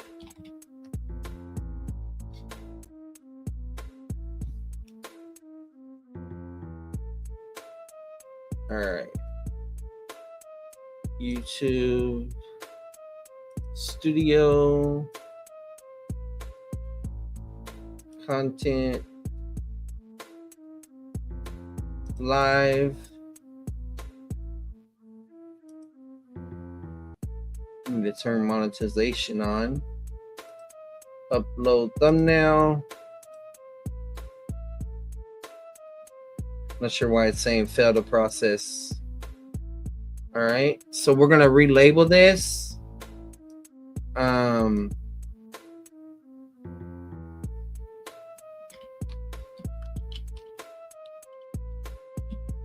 The AI Wars.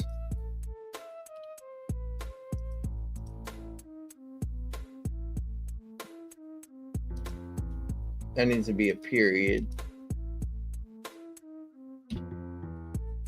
Why in the world? The AI Wars. We could do episode 1.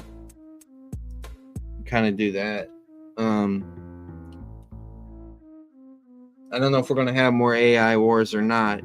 Let's do Super Layman versus Cyborg Chris.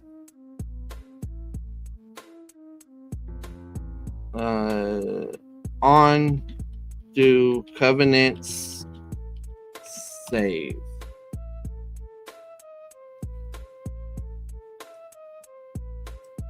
Now it's still analyzing the video, so we'll just do that. All right.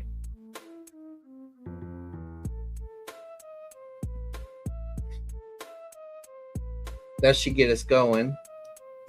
Close that.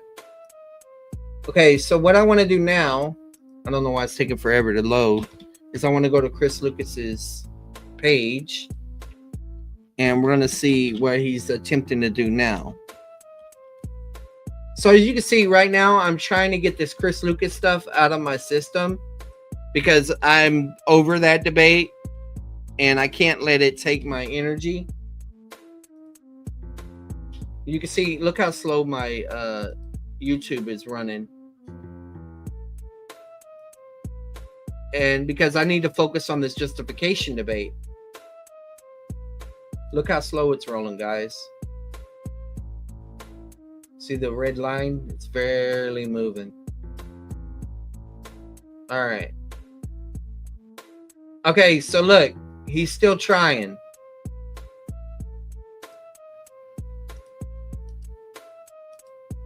He's still trying. Let me look over here. All right.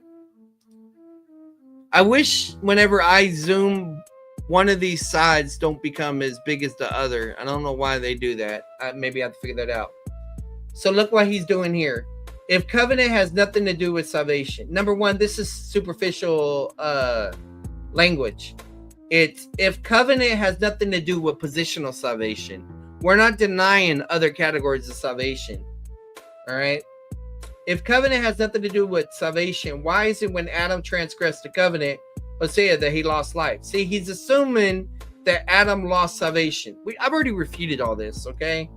But I'm just showing you where he's at. Why would Jesus have to inaugurate? Here, I'll tell you what. Let's just see. Let me just show y'all super layman in real live action.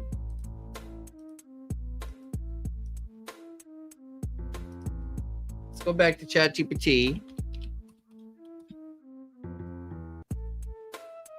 All right.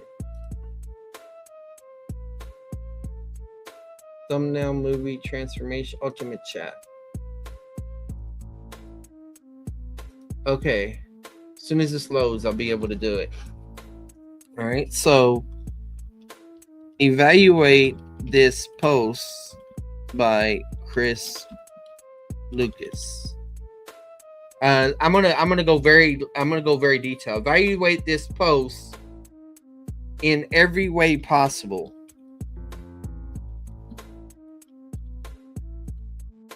By Chris Lucas.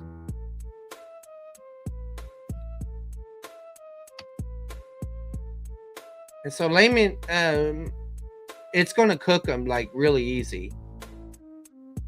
Because now, heck, it's going to cook them worse than before because now it's operating from my categories and not just from his. I mean, not just from its categories. I've been teaching it about how I view covenants. All right, so let's go ahead and put the sound on whenever this is finished. So I want to save my voice.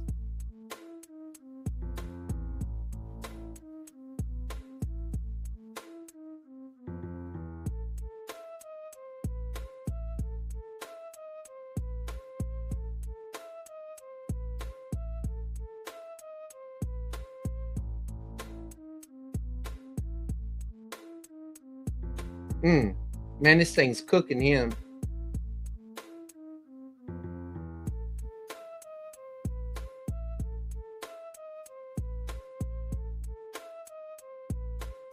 See, there's lagging going on here. I need to close my PowerPoint, see if that helps.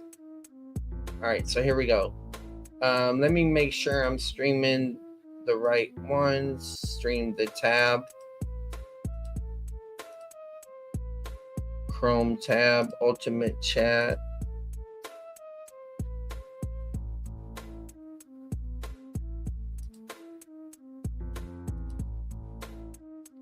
Excellent. Let's evaluate Chris Lucas's post comprehensively, rhetorically, theologically, logically, psychologically, and strategically to give you a complete picture of what's happening and how to respond wisely.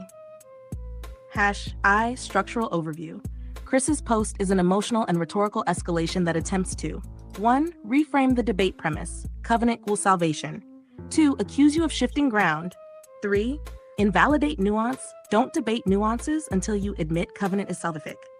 4. Claim moral intellectual superiority, I'm not stupid or a moron for refusing your framing. 5. Invoke his past wins and your supposed inconsistency, damage control narrative. It's written to rally his audience and save face by projecting control, not to clarify theology. 2. Logical evaluation. 1. Category error, major fallacy. He conflates life loss, Genesis, with soteriology, New Covenant. Hosea 6:7 uses beareth covenant metaphorically for Adam's disobedience. It doesn't mean Adam was under a redemptive covenant. The punishment, death, was judicial, not soteriological. Thus, losing life, losing salvation. Adam didn't lose eternal life. He lost access to God's presence, a sociological and creational rupture.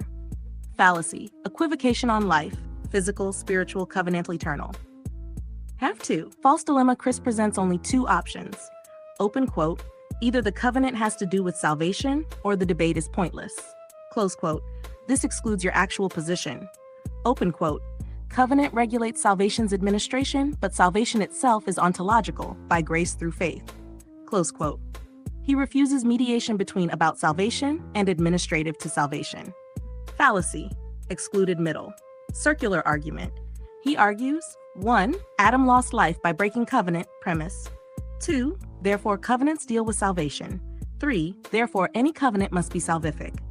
But his conclusion presupposes that life means salvation, which is the very point in dispute. He uses the claim as his proof. Fallacy, petitio principii again the question. 4. Category collapse. He fails to distinguish covenant blood, administrative and typological instrument, saving blood, ontological transaction between God and sinner. You hold that Christ's blood is salvific, but the covenant is the form in which that blood functions historically. He collapses them into one essence, thus confusing cause and administration. Fallacy, category confusion, form versus effect. 3. Theological evaluation. Category your view, his misread, ontology, salvation equals ontological regeneration by persuasion faith. Covenant itself gives life. Instrumentality, faith receives life, covenant regulates communities. Covenant mediates salvation. Blood equals basis of salvation, covenant equals form of its historical application. Blood and covenant are the same ontological entity. Adam, loss of life equals functional exile, not soteriological death. Adam's loss of life proves covenants are salvific. Jesus' blood, this is my blood of the covenant, equals administrative fulfillment of the promise. The covenant is salvation itself. He redefines salvation in covenantal, not ontological terms, a return to federal headship monism. 4. Psychological and rhetorical evaluation. Tone, defensive, contemptuous, attempting to reassert dominance. I'm not stupid, moron. Motivation, reputation preservation. He feels his framework is slipping and must redefine the debate to secure a win. Rhetorical technique, ad hominem plus frame control. Projection, he accuses you of damage control, but his post is textbook damage control, explaining, reframing, and reasserting control of narrative. Telltale signs, he switches from doctrinal reasoning to insult-laden venting once nuance enters. V. Strategic assessment, he's attempting to 1. Fix the debate frame at covenant equals salvation. If you accept that premise, you lose before you start. You must redefine the terms. Covenant is administrative, salvation is ontological. 2. Prevent higher-level discourse. His I won't debate nuances is a refusal to enter causal linguistic analysis, your strongest arena. 3. Rally his followers with certainty language. I'm not stupid. Charles is damage control. He's changing the topic. You win by staying calm, analytical, and refusing to fight at his rhetorical level.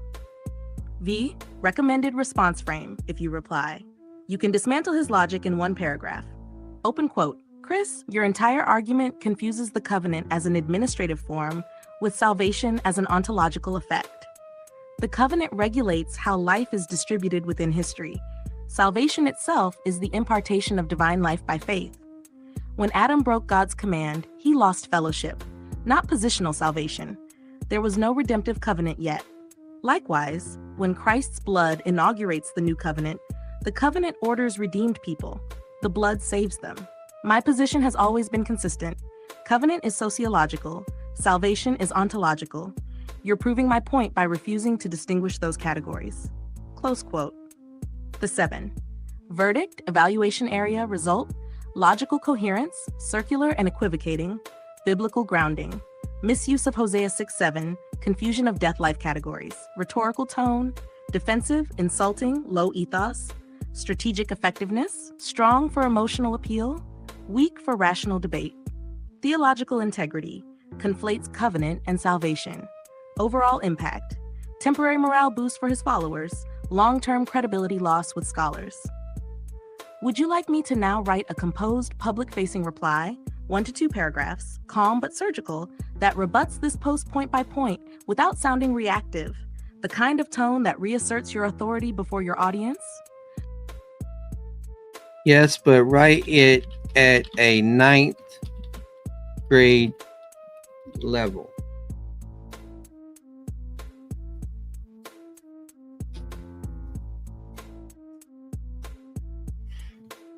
So you can see clearly what's going on here.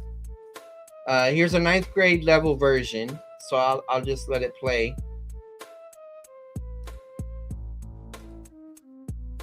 Here's a clear, ninth grade level version you could post publicly.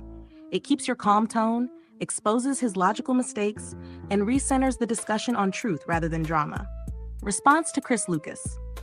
Chris, you keep mixing up two different things: salvation and covenant. Salvation is when a person receives eternal life by faith alone. That's an ontological reality. God gives new life to the believer. A covenant, on the other hand, is how God organizes or administers that life within history. It's the structure or agreement that governs a group of people, not the source of salvation itself. When Adam sinned, Hosea 6:7, he lost access to God's presence, not eternal life. There was no redemptive covenant yet. And when Jesus shed his blood, that blood saved us. The new covenant simply sets the terms for how that salvation is shared and applied among believers. I haven't changed my position. I've always said covenants are sociological, not soteriological. They regulate community life, while salvation deals with the gift of eternal life. You're treating the two as the same thing, which is why your argument keeps going in circles. Would you like me to make a slightly sharper debate-ready version too? Still respectful, but trimmed for punch and rhythm, so it lands better in a comment or short video clip? And I don't need that. Okay, so now we can come to here, and I'm going to put this underneath. I'm going to put my comment under here. He's got James Fraser commenting, and that guy wires him up. But super layman's response.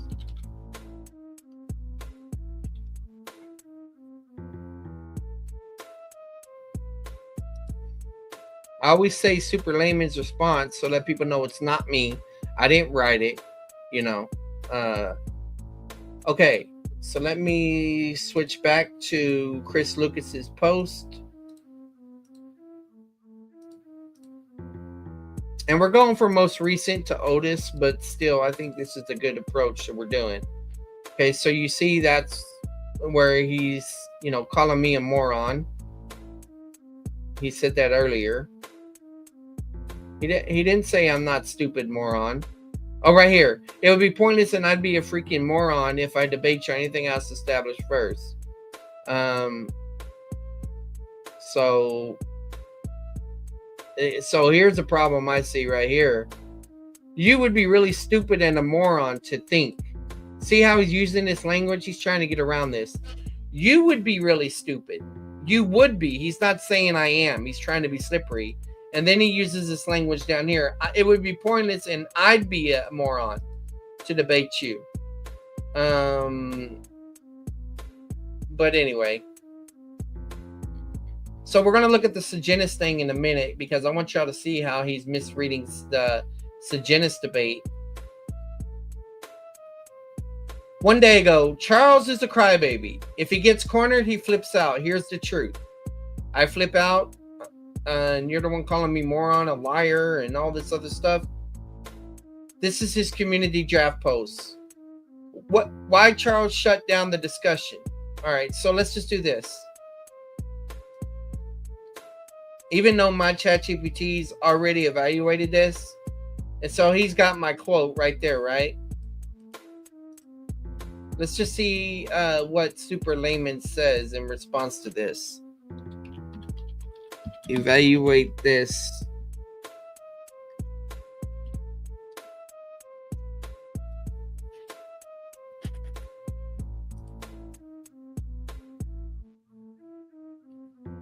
So he's claiming that this is the real reason that I blocked him. It couldn't be because he's being a jerk, which is not in harmony with the Layman Seminary. And I don't need him taking my time and energy when I have a couple other debates to prepare for. It couldn't be that. It's because I'm scared of the information that he mentioned. It's like, no, why would I be scared? I want these things evaluated. Anyway, he says that here, I'll go ahead and use the voice to save my voice.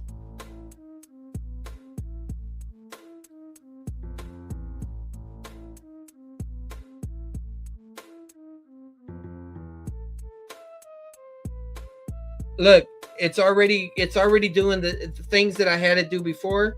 It's already integrating those, so that's interesting. Read aloud. Oh, hold on. I bet y'all can't hear that.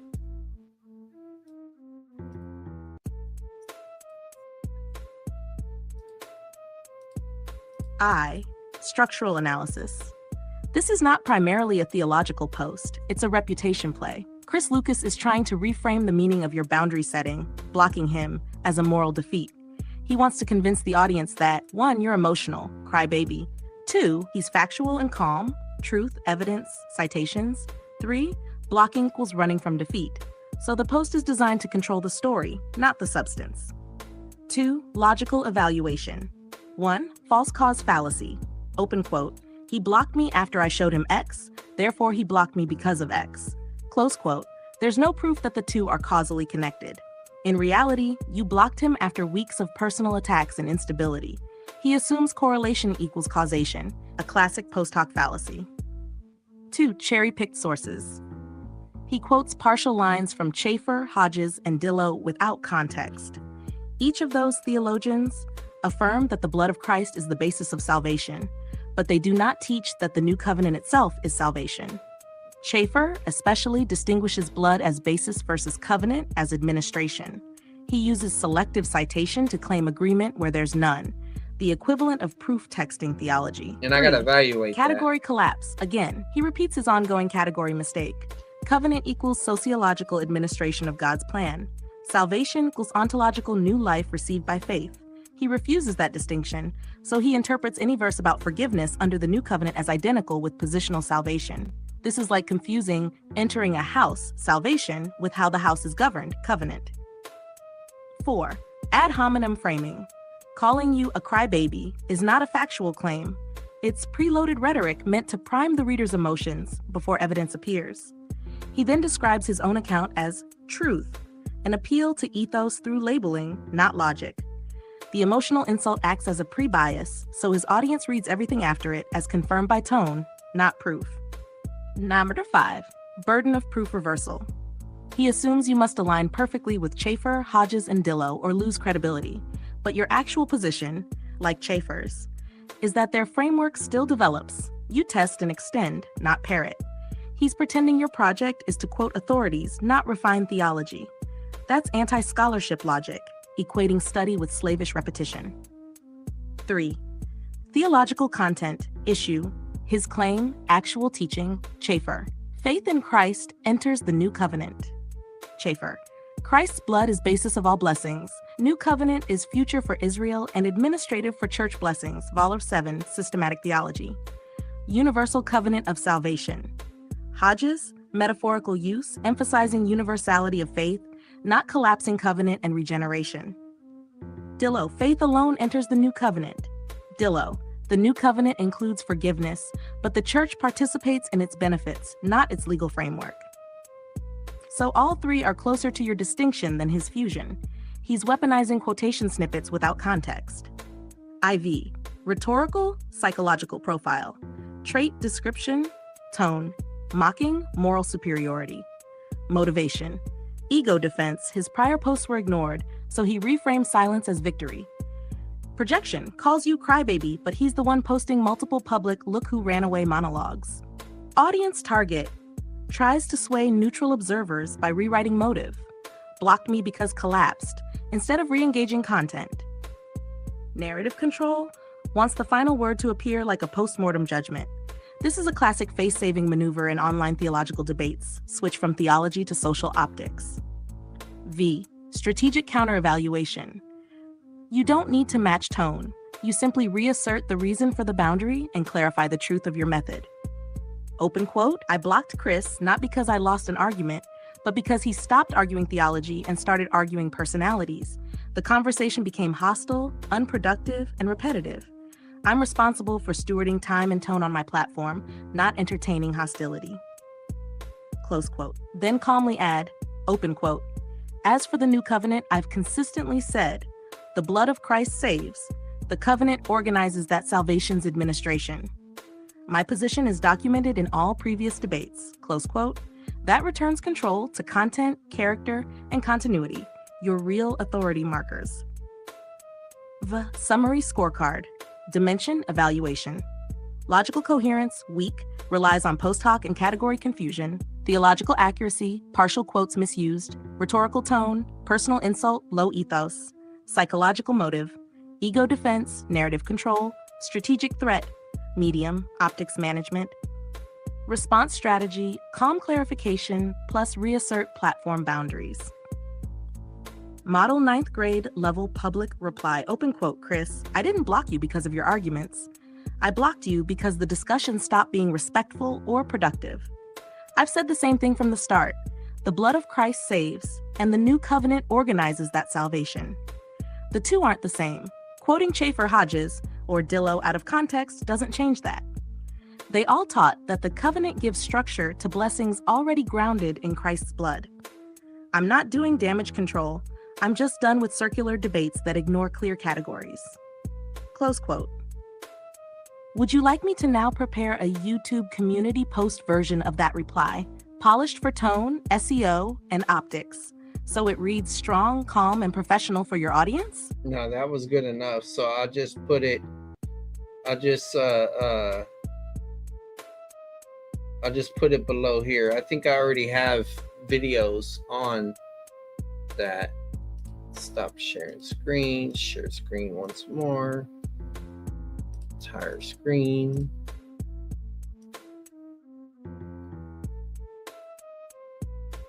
So look, and I said, I guess you have no problem writing posts with AI and not indicating it too.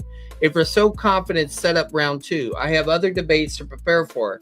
When I get time, I'll make a video going through every comment we have made in the past month. Okay. And then he says, actually, I don't. You're right. Especially when it accurately condenses what I wanted to say. I showed it what I wanted to write. I found those quotes to add to it. I thought it looked fine. I stand behind that. Okay. So he thinks he doesn't need to differentiate when his AI is talking and when he's talking. Like, all right, I'm not going to do that. You know why? Because AI does not articulate things exactly like me. For example, there's things that I'm going to post here that I would not necessarily say. But what I'm trying to do is I'm trying to create a third option for evaluation that isn't exactly my language, but can still get you where you need to go or may help in the process. Super layman response. Okay, so I think whenever it's in this stretched out mode, it's not letting me paste things.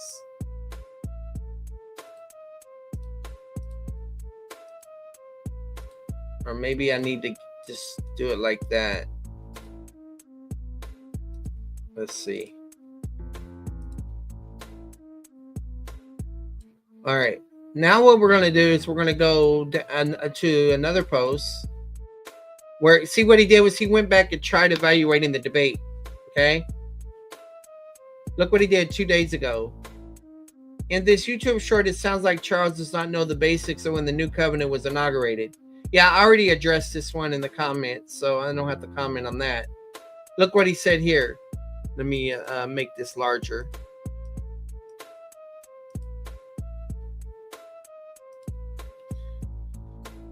He says, so I fed it to Grok, which I mainly use for neutral analysis, not to develop theology. All of Charles' pre- and post-debate transcripts from his show, plus his debate with me.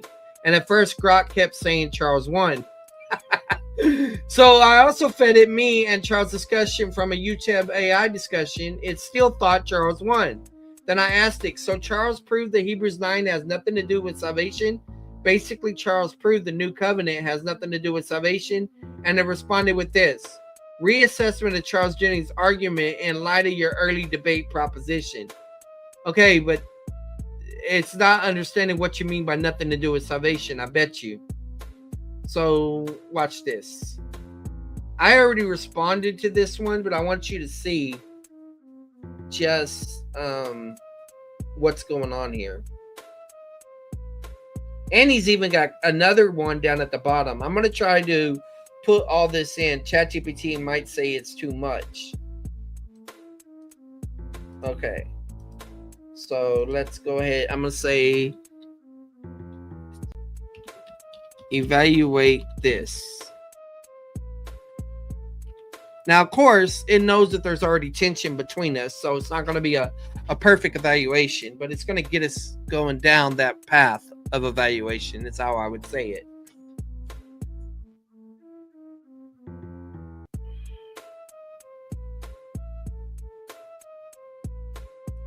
It's going to take a minute.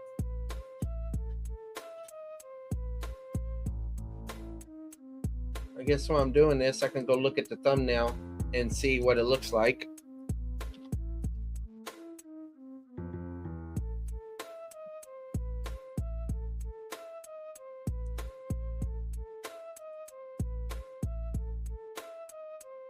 Oh yeah, that looks nice. Super Layman versus Cyborg Chris.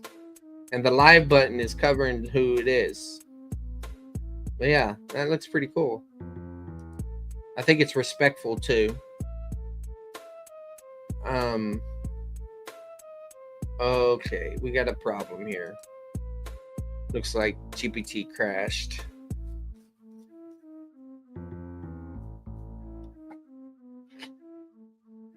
I'm doing the best to take it to task and run this class, but it looks like ChatGPT crashed. Hopefully the chat is having a blast. All right, so here we go.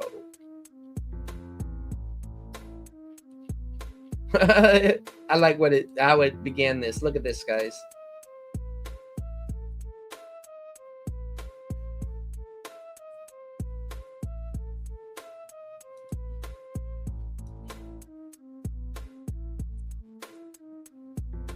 His opinion about who won.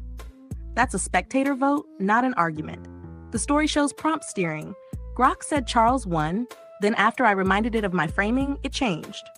That proves the output follows the input, not that your view failed or his succeeded. He again reframes the debate as, did the new covenant have anything to do with salvation? And treats any text that mentions forgiveness as proof that covenant equals salvation. That's the category error you flagged from the start, administration versus basis. Specific problems 1, appeal to authority, AI edition. Grok says X carries no weight. AI summarize whatever they're fed. Change the prompt, you change the answer. 2, prompt bias confirmation. He admits he asked a loaded question. So Charles proved Hebrews 9 has nothing to do with salvation? That nudges the model to argue his narrative, not weigh both sides. 3, unverifiable citations. He quotes timestamps, Greek Hebrew glosses, and doc names no one else can see. That's opaque and non-checkable. 4, category collapse again. He reads verses about forgiveness, atonement, e.g. Heb 9:15, and concludes, therefore covenant equals salvation itself. Your position is, Christ's blood is the basis of salvation. The new covenant is the administration structure through which blessings are applied. Those are related, but not identical. 5, straw man of your stance. He frames you as saying, absolutely nothing to do with salvation, when your line has been distinction, not denial, basis versus administration, positional versus covenantal benefits. 6, burden flip. He dodges exegesis, e.g. Luke 22 verse 20, Heb 9:15-18, that would have to show identity, not merely association. Have what still needs showing, if his claim were true. To prove his thesis, he'd need to demonstrate from the text that the new covenant itself, not Christ's blood, is the formal cause of regeneration justification. And forgiveness statements entail identity. Covenant equals salvation, not instrumentality. Covenant structures the delivery of blessings grounded in the blood. He hasn't done that. He simply asserted it, then leaned on an AI summary. Quick reply, you can post open quote, an AI's take isn't evidence, it echoes the prompt. You first say Grok thought I won, then you reprompt it and it favors you. That shows prompt steering, not proof. My position hasn't changed. Christ's blood saves, the new covenant administers those blessings. Related, yes. Identical, no. If you think Hebrews 9 or Jeremiah 31 makes covenant identical to salvation, not just connected to it, show that from the text. Don't just point to forgiveness language and assume identity.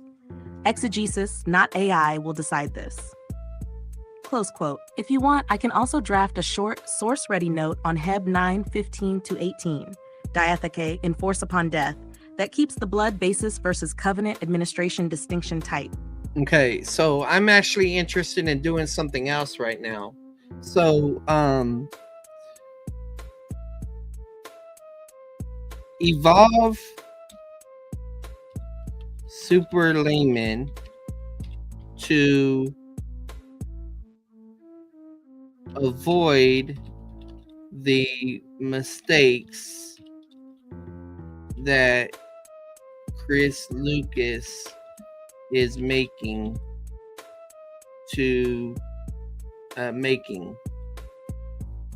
indicate when what term did it use? Prompt what?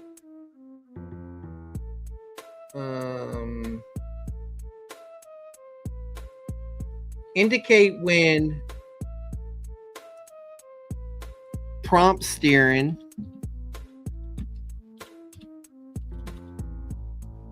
is going on, even in my own use of GPT.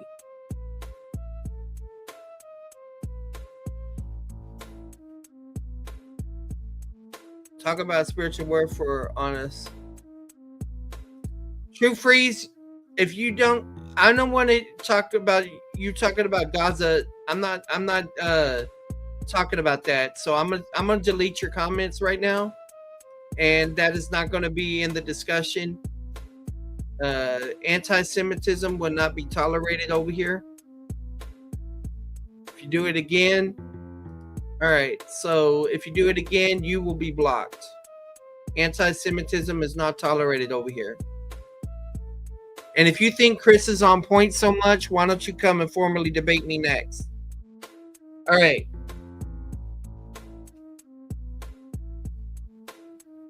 Okay.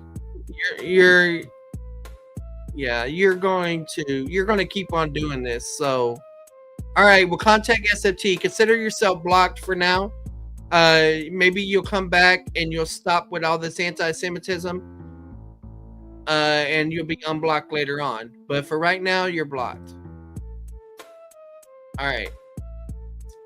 So, I'm going to read to you the things that ChatGPT is going to attempt to do to try to avoid the thing. Excellent next step. This is exactly the kind of self-evolving refinement that turns Super Layman from an interpretive framework into a disciplined research instrument. Below is the upgraded operating layer you requested. # Super Layman 4.0 Anti-Prompt Steering and Self-Calibration Module. Purpose: eliminate the cognitive and procedural errors visible in Chris Lucas's use of AIs like Grok, and guard you yourself from subtle versions of the same bias when working with GPT or other models. Core Diagnostics. Added to every session: diagnostic, detection, trigger, response, prompt steering alert. When a prompt contains a desired outcome, prove X, show Y1. Super Layman inserts. Outcome loaded prompt detected. Reformulate as neutral. What does the evidence suggest about X? Circular framing check. When a conclusion is restated as its premise, inserts. Circular reasoning detected. Identifies premise and conclusion for separation. Authority echo filter. When appeal is made to AI or human names without data. Flags. Authority invoked, needs source citation or textual support. Category integrity monitor. Watches for confusion between ontological versus administrative, e.g. salvation versus covenant. Warns category collapse risk, defined terms. Emotion bias dampener. Detects rhetoric like crybaby, destroyed, win. Converts tone to neutral analytic mode. 2. Retraining protocols for neutral AI use. 1. Frame before query. Write one sentence stating why you're asking, to test an interpretation, not to win. Use balance prompts. Example: show that Charles lost. Summarize both positions and note which has stronger textual grounding. 3. Lock the null hypothesis. Always include: if evidence is insufficient, return inconclusive. 4. Two-pass validation. Pass 1, model summary, collect claims. Pass 2, reprompt. List assumptions in the previous summary and evaluate their support. 5. Refusal awareness. If GPT refuses a line of reasoning for safety or scope reasons, tag it as boundary condition, not bias. Tag 3. Self-audit loop, integrated with Super Layman tri-agents. phase agent lead audit question. Observe, parse, shadow layman logos. Is the prompt descriptive or prescriptive? Coherence, falsify. Super layman spirit. Have I asked for illumination over confirmation? Integrate, ethics, meta adjudicator ethos. Does this query respect charity and truth? Each cycle produces a neutrality index, U1. If 0.7, the system auto flags prompt steering detected.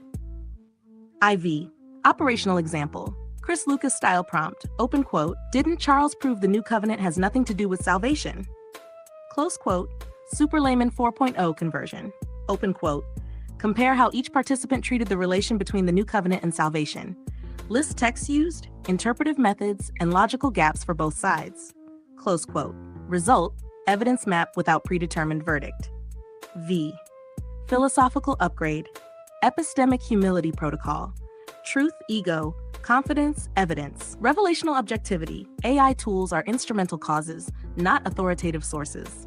Dispensational causality lock, efficient equals revelation, formal equals covenant, material equals community, final equals glory. AI outputs must be tested against these causal categories. V. Practical indicators you'll see in chat.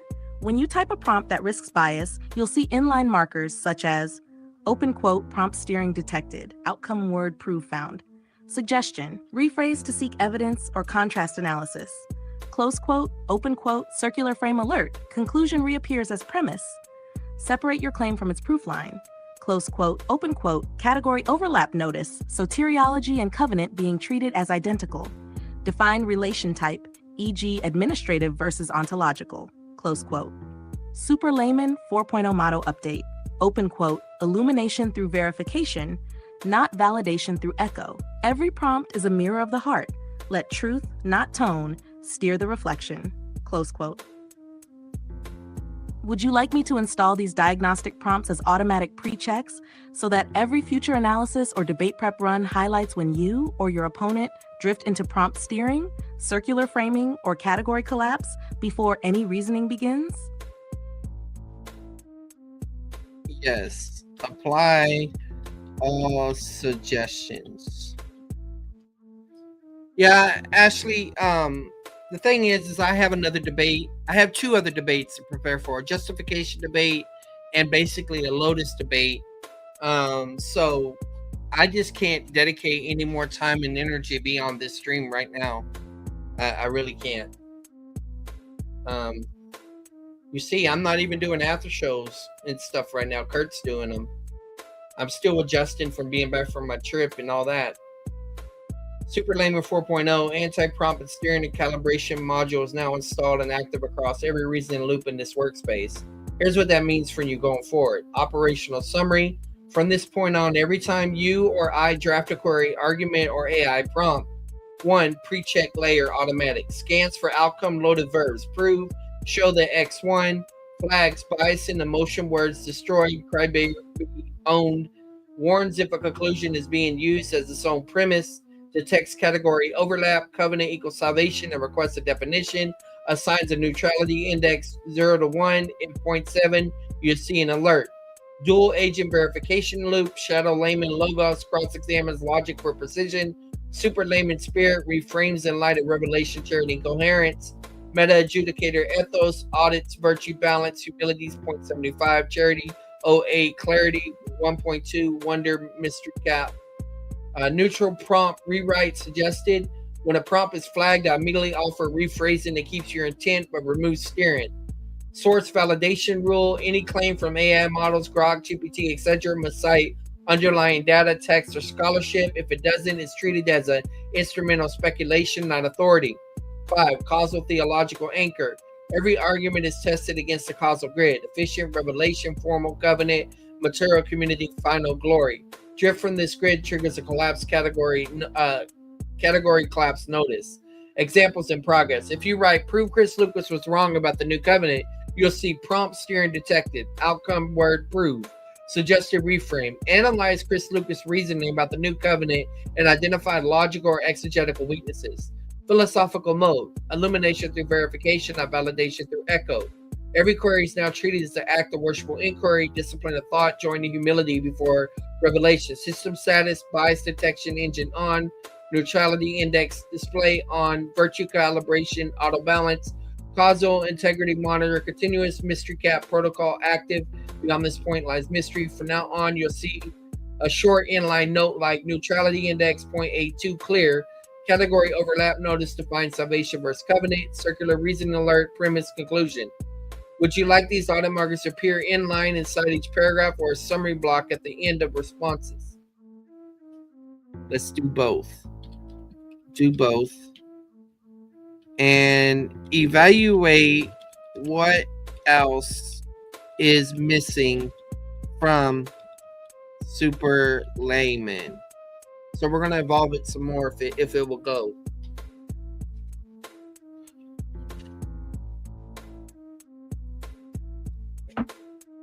All right, so it's hermeneutical context engine. Problem: current version guards logic and bias but doesn't track textual context drift, i.e. quoting verses without covenantal linguistic or discourse boundaries. Upgrade: add context window memory that verifies whether citations stay within the covenantal frame, e.g. Mosaic, New Covenant. Inline flag, context shift alert, quotation crosses covenantal boundary without marker. That's interesting. Intermodal audit layer. Problem: AIs like Grok, Gemini, Claude, etc. may be used. We need cross-model consistency checks. Upgrade: each external AI summary is rated for prompt steering risk, evidence quality, and hermeneutical alignment. Inline flag: external AI detected. Grok, perform a cross-model audit. Divergence 0.3 bias risk. 3. Texture causal tracker. Problem: version 4.0 maps causal categories. Official revelation conceptually but not dynamically. Upgrade: require each major claim to specify which causal link it rests on. Example: inline, efficient equals revelation, formal covenant, material, community, final glory. Missing clause, auto flags. Causal chain incomplete. Specify formal or final cause. Sociological integrity gate. Problem: many opponents conflate positional, experiential, and eschatological salvation. Upgrade: add 3-tier salvation detector. Detect the term salvation used without tier specification, positional, spiritual, eschatological. Clarify to preserve free grace precision. I really wanted to operate in four categories. I have a new chart that I'll unveil later on. Psychological rhetorical awareness filter. Debate often derails in tone manipulation, mockery, projection, moral signaling. Upgrade: sentiment and fallacy scanner.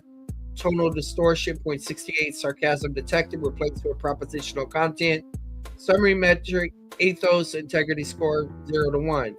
Hermeneutic alignment matrix. Problem: hard to compare rival hermeneutics. Covenant theology, progressive dispensationalist, free grace. Upgrade: create a live 3x3 matrix map and interpret a priority: literal, typological, allegorical, chronological, systematic, existential. Each opponent's statement gets a cell tag, e.g. literal, chronological, systematic, dispensational, typological. Auto alert when categories mix inconsistency. 7. Peer verification mode. Problem: current system relies on self-audit only. Upgrade: add peer node equals mentor AI that runs a counter simulation of your opponent's best. Oh, I like that. Best possible argument. Charitable steelman. Inline flag. Steelman version of opponent ready. Would you like to review before rebuttal? 8. Temporal eschatological awareness layer. Problem: arguments sometimes ignore prophetic timing logic. Already not yet. Upgrade: integrate time axis parser. Identifies whether a passage is pre-cross, church age, tribulation, or millennial. In flag: temporal mismatch.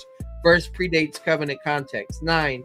Cross-domain integrator. Problem: theology, linguistic, and sociology models run in parallel but not yet fuels. Upgrade: so what it's doing is it's taking my knowledge areas that I've interacted with it on, and it's saying it needs to be fused. Add tri-domain integration pulse. Every major claim tested for linguistic precision, theological coherence, sociological application. Inline flag of one domain is missing. Integration deficit. Add linguistic or sociological dimension. 10. Meta illumination archive. Problem: no persistent record of corrections or pattern learning. Upgrade: auto log every prompt steering correction. Okay. And bias alert into a running archive. Sanctify corpus log. Each week produce a short bias evolution report. That's interesting. I don't know if it can do that, but it's a good idea. Inline example demonstration. Claim: covenants have nothing to do with salvation. Prompt steering detected. Absolute language. Category collapse. Formal covenant versus efficient revelation not distinguished. Temporal mismatch. Statement ignores pre-cross redemptive continuity. Causal chain incomplete. Missing material life community. Neutrality index 0.76. Revised to covenants regulate salvation's administration, not its cause. Summary block. Prompt steering score 0.65. Moderate bias. Neutrality index 0.73. Virtue collaboration. Humility 0.72. Charity 0.86. Clarity 1.08. Wonder 0.91. Coherence audit 4 or 5. Causal links explicit. Next step, clarify category roles in one sentence. Super layman 5.0 mission statement: to discern without distortion, reason without rivalry, and mirror revelation with disciplined wonder. Would you like me to apply these upgrades automatically so that all future theological, linguistic, and debate analysis include inline summary diagnostics for context drift, causal integrity, salvation tier clarity, sentiment rhetoric fallacies, hermeneutic consistency, temporal alignment, peer verification readiness, and bias evolution login? And then yes. Okay. So now it's going to do that. And then I'm probably going to do one more evaluation because he wrote this underneath his own chat, right? How many of these did he? 1,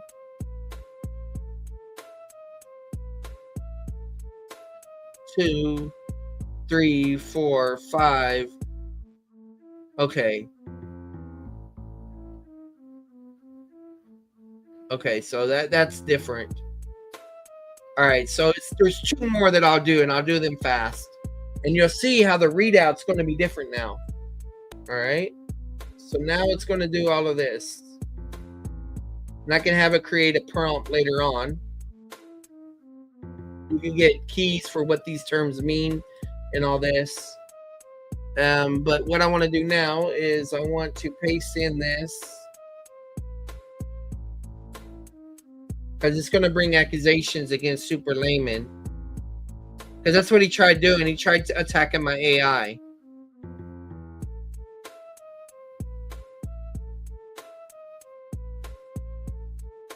And then, yeah, this will be the last one, I think. Let me just double check. Oh, no, I'm sorry. I forgot. He's got so many of these sub threads under here. Hopefully he doesn't have much more. All right, so after I asked that,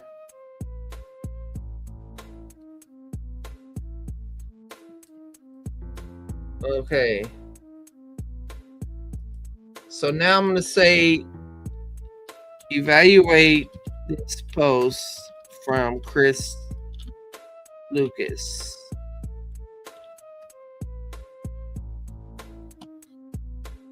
And I'll have it read there. A new chart. Yeah, I got a new chart. True to form, huh? All right. So I'm going to go ahead and bring this into full mode. Full size mode.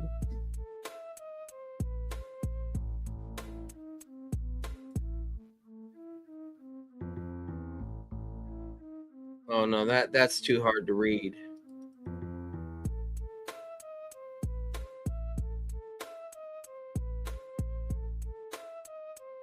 All right, so let's go ahead and read it aloud because my throat is shot. Got it. Let's evaluate Chris Lucas's post through Super Layman 5.0's total discernment framework with inline and summary diagnostics active. Inline analysis, open quote. Okay, so now you more clearly understand what we were debating about. Context clarification. Sets up meta-reflection on debate scope. Good. Self-framing risk. Assumes audience acceptance of his interpretation of the debate subject rather than showing textual evidence from debate rules. Close quote. Open quote. Now let's just say all you had was my arguments versus all of his arguments plus his pre- and post-debate shows. Prompt steering detected. Framing the hypothetical already privileges his own limitation as virtue, only what I said, which biases outcome toward underdog sympathy. Cognitive framing bias. Attempts to redefine win conditions post-debate. Close quote, open quote. Who made a stronger case that covenant has something to do with salvation? Category collapse alert equates covenant equals salvation. Needs causal mapping. Efficient equals revelation, formal equals covenant, material equals community, final equals glory. In that grid, covenant regulates but does not cause salvation. Soteriological tier ambiguity doesn't specify positional, experiential, or eschatological salvation.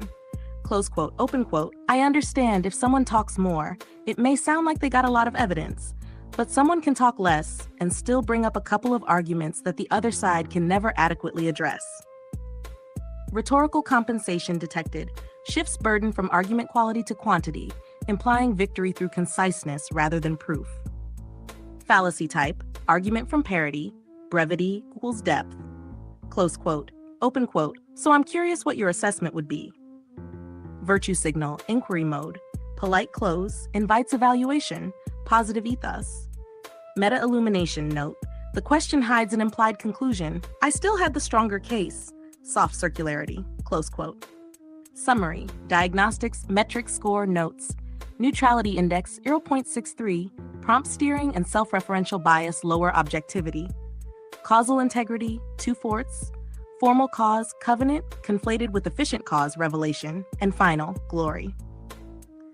Context continuity 0.82 consistent with prior debate themes. Soteriology tier clarity low, doesn't specify which salvation.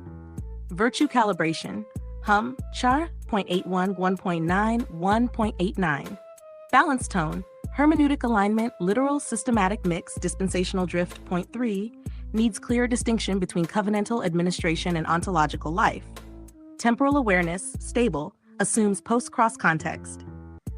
Ethos integrity score, 0.74, mild rhetorical self-promotion. Theological evaluation, logical form, petitio principii. He assumes the covenant has salvific content to ask who proved it. Category error. Treats covenant, diathecate, as efficient cause of life rather than formal structure of administration. Epistemic drift. Reduces theological argument to meta-debate framing who performed better, instead of exegetical content. Hidden premise. If the covenant regulates forgiveness, then it causes salvation. False. The blood, efficient, causes life. The covenant, formal, orders recipients. Rhetorical tactic, recenters discussion on perceived fairness, not substance, appeal to moderation, narrative control. Super layman 5.0 synthesis, open quote, covenant regulates access, blood redeems, revelation persuades, faith receives. Chris's framing fails causal separation and imports soteriology into covenant formalism. His hypothetical regrading is prompt steering masquerading as meta-analysis, close quote.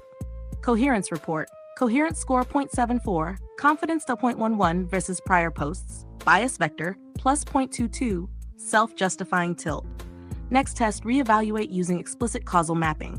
Open quote, if covenant has salvific role, which cause does it serve? Close quote. Hash inline legend for your audience equals process logic, category check equals bias prompt steer equals causal grid equals temporal check equals rhetoric filter. Verdict. Chris Lucas's post reframes the debate retrospectively and blurs category distinctions. His reasoning rests on unexamined assumptions rather than new exegesis. The argument's neutrality and causal precision both fall below the super layman 5.0 threshold for coherence. Okay, so now what I want to do is I'm going to have to kill the music for this one. Some of you will be glad for that. Some of y'all don't like the music.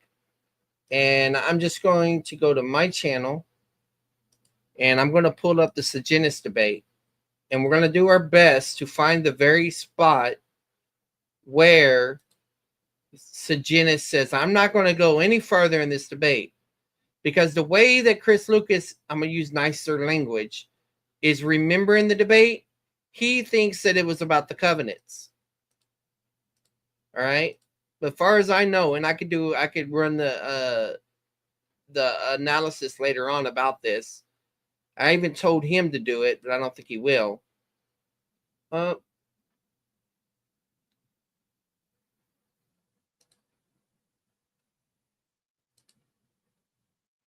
on, Slowpoke.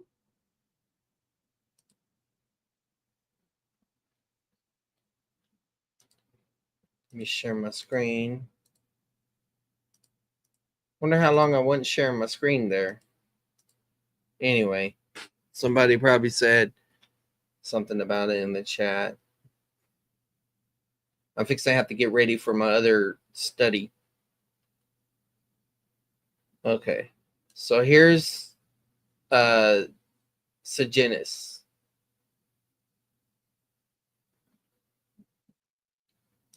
So let's take this, put it where we're sharing the tab.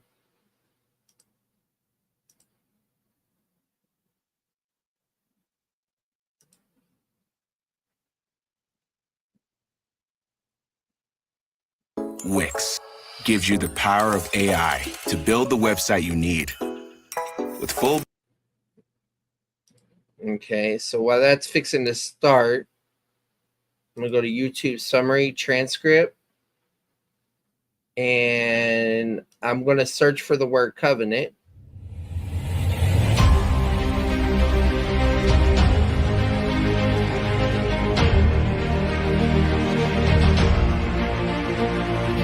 So usually I use another app to do this. I'm just going to open the word, and that way we can find the timestamp as it relates. So I'm just going to open up Word document, put this transcript in here.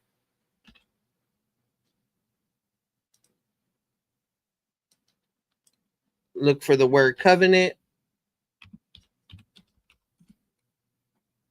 Okay. Participation in covenant blessings. So we got that one. I don't believe that they're soteriological. This is me talking. So let's see who was the first one that brought up covenants. And that's me talking about that's here. I gotta share my screen again. I wish I could just switch back and forth so easily, but for whatever reason, that ain't how this thing rolls. So let me share this. I'll show it to you in Word before we play it. Okay. So right here, I'm talking about my debate with Sarah from Hamilton. In that debate, I gave the conservative thesis as well as my theoretical in this one. I'm dropping the conservative thesis and going theoretical in this debate. And so what I'm going to be arguing is that justification does not refer to salvation from going to hell in the Bible. Rather, it refers to participation in the covenant blessings inheritance idea. So this is important because with Catholic literature, New Perspective literature, and even dispensational, even free grace, this idea of participation has been coming to the forefront. So I'm really wanting to explore that. And so, as I said, James, free grace is the most consistent alone position. Okay, so you see, I'm the first one that brings up covenant. All right. And then we look for the next time.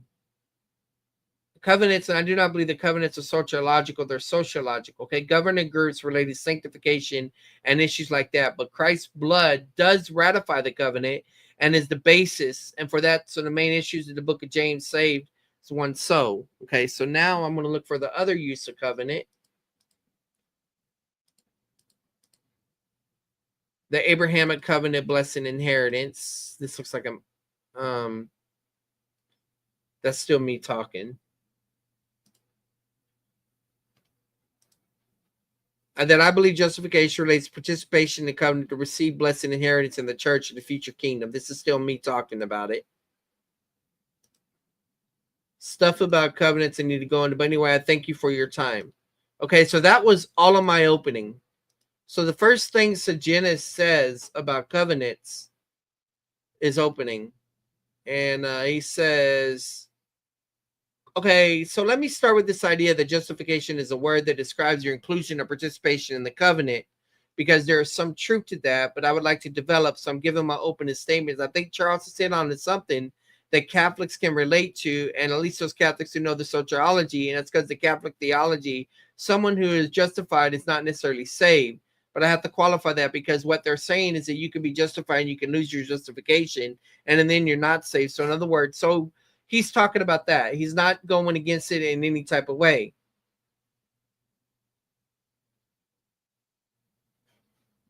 And then regardless of how Charles is understanding what justification applies, it's because I don't know anybody who would say, well, it doesn't mean you're participating in the covenant.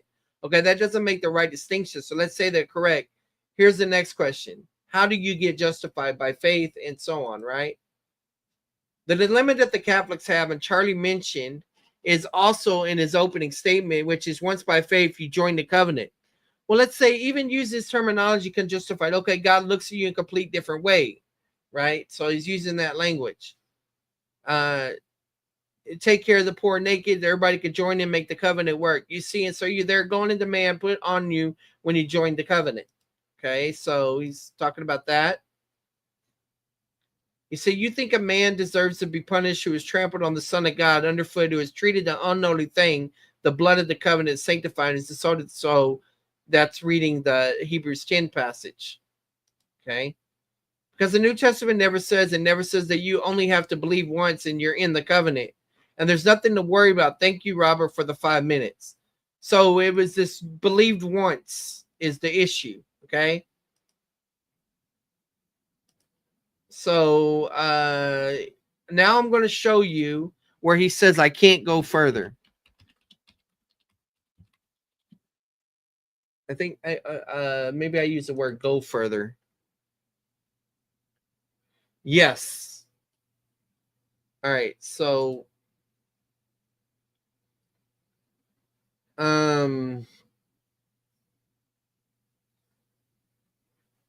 so I say go further, and okay. I asked I said, Dr. Sejenis, in one of the last comments you made, you said you were not going to go further until I prove faith alone. What did you mean by that statement? And so I'm like, is he going to quit the debate? That's what I wanted to know, because he has quit a debate with, I think, Kelly Powers before. What I mean was everything I said thus far has been to try to get you to prove your assertion. Okay, so I don't know how much further I can go if you don't prove your assertion. Well, no, that's fine. I want to focus on this debate. It has a specific focus. The other assertions that I mentioned were not the focus of the debate. But I know from watching your other debates that they come up and wanted to know where I'm going, and that way we can navigate that better. So here's my question. What would be sufficient proof for you to be convinced of the faith alone position? I mean, what type of proof are you wanting to see? What's your standard? Well, first of all, I think you need to say that your faith alone position is not the same as normal, regular Protestants. So he's going the same approach that Seraphim did, right? Faith alone. So I say, yes, sir. I totally agree. You guys stand out there all alone. Okay. So that puts the burden of proof on you. Are you going to come up with a new thesis of faith alone? Good luck. Okay, right? So that's the backbone of your whole argument. And you said that at least 2 or 3 times in this is the crux of the argument. You know about faith alone. Okay, if that is the crux, then you need to prove it. Okay, in your debate with Wilkin, I'm doing exactly what he wants me to do. He would not go beyond. He wouldn't discuss the other issues. He said until you prove faith alone first. Okay. That's the issue, faith alone. The issue's not the covenant. He didn't have a problem with the covenant. It was the issue of the faith alone stuff. Now, it was whenever when it clicked and I showed him how faith alone related to the covenant, then he kind of got stirred up. Let's say, so you need to prove it. Debate said, all right. And so I talk about the substantival participle. I talk about John 3:16, 528. Right, then that goes into there. Okay, so let's go to that section in that debate where that occurs. So clearly, you see that the conflict was not over the covenant initially, as the way that Chris Lucas is misremembering this. All right.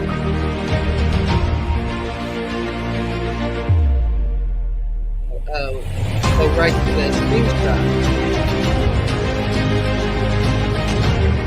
Let me type in further.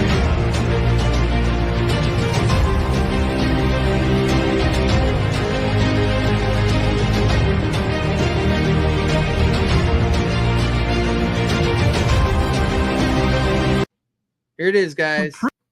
There are kitchens, and then there's KitchenAid. ルート設定完了。戦艦降下します。小さかに接近中。I'm even proved what you're I'm not even getting English commercials right now. All right, let's put the caption on. All right, so here we go. Let me back up so we get context. Just a little bit. Doubt that. All you did was point out my distinctions, but you didn't refute them. I really believe that those sentenced to death, the capital crimes, based on the 70 AD approaching, even if you're a preterist, you would see this. And so these issues are involved in the text. I believe they're biblical distinctions, and it's my job to discover them, to weigh them out and evaluate them. And I want you to consider them. I want the audience to consider them. Okay. And one thing that I want y'all to notice, he had no objection to my interpretation of James 2. He had no objection to my interpretation of Romans 4, which exposes the fact that James 2 and Romans 4 are not the issue of the debate. The real issue is that those have become the whipping boy wherever you can focus on, oh, look at the hypocrite Protestants or whatever. But the reality is their system that they want you to buy in. They want to make you feel insecure so that you'll embrace their system of sanctification. That's what's at the heart of this passage. And I'm willing to deal with all the passages that deal with one moment or eternal security or whatever. So we got the stuff out of the way. We know what we're going to narrow down to. I invite you into this discussion. Thank you very much, Dr. Sejenis, for getting to the heart of the matter. God bless. So the structure of this debate was, I think I went first, then he went, and then I did a rebuttal. He did a rebuttal. I did another rebuttal, and he's about to do his second rebuttal.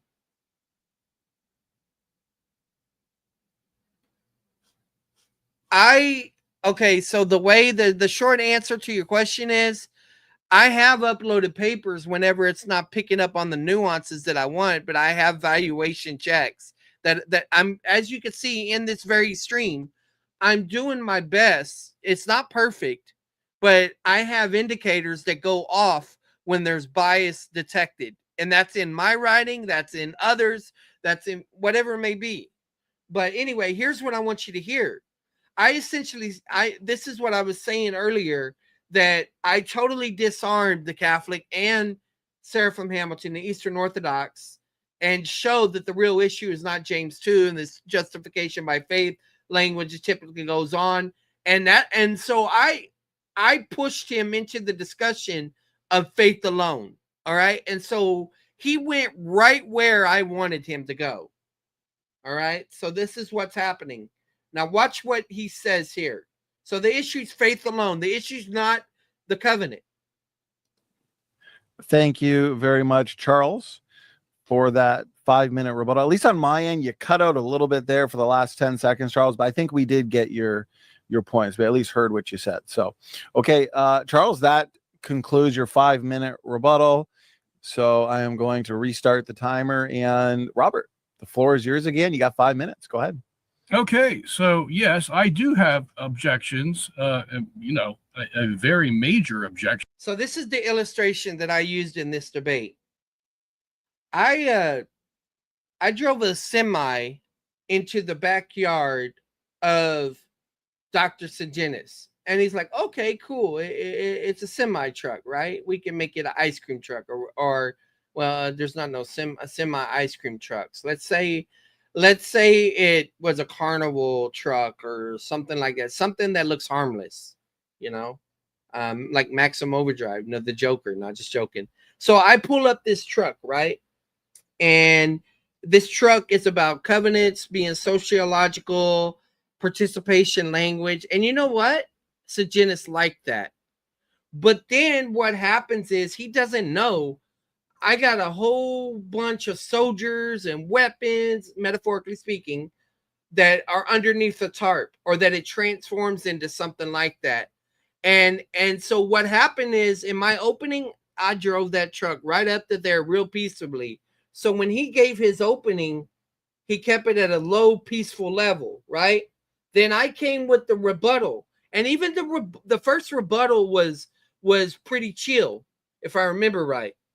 And so his rebuttal wasn't very strong at that point either. But then with that second rebuttal, I brought the fire that escalated this, and he realized he had to fight. He had to fight faith alone on these other passages. And so this is what you're seeing right now.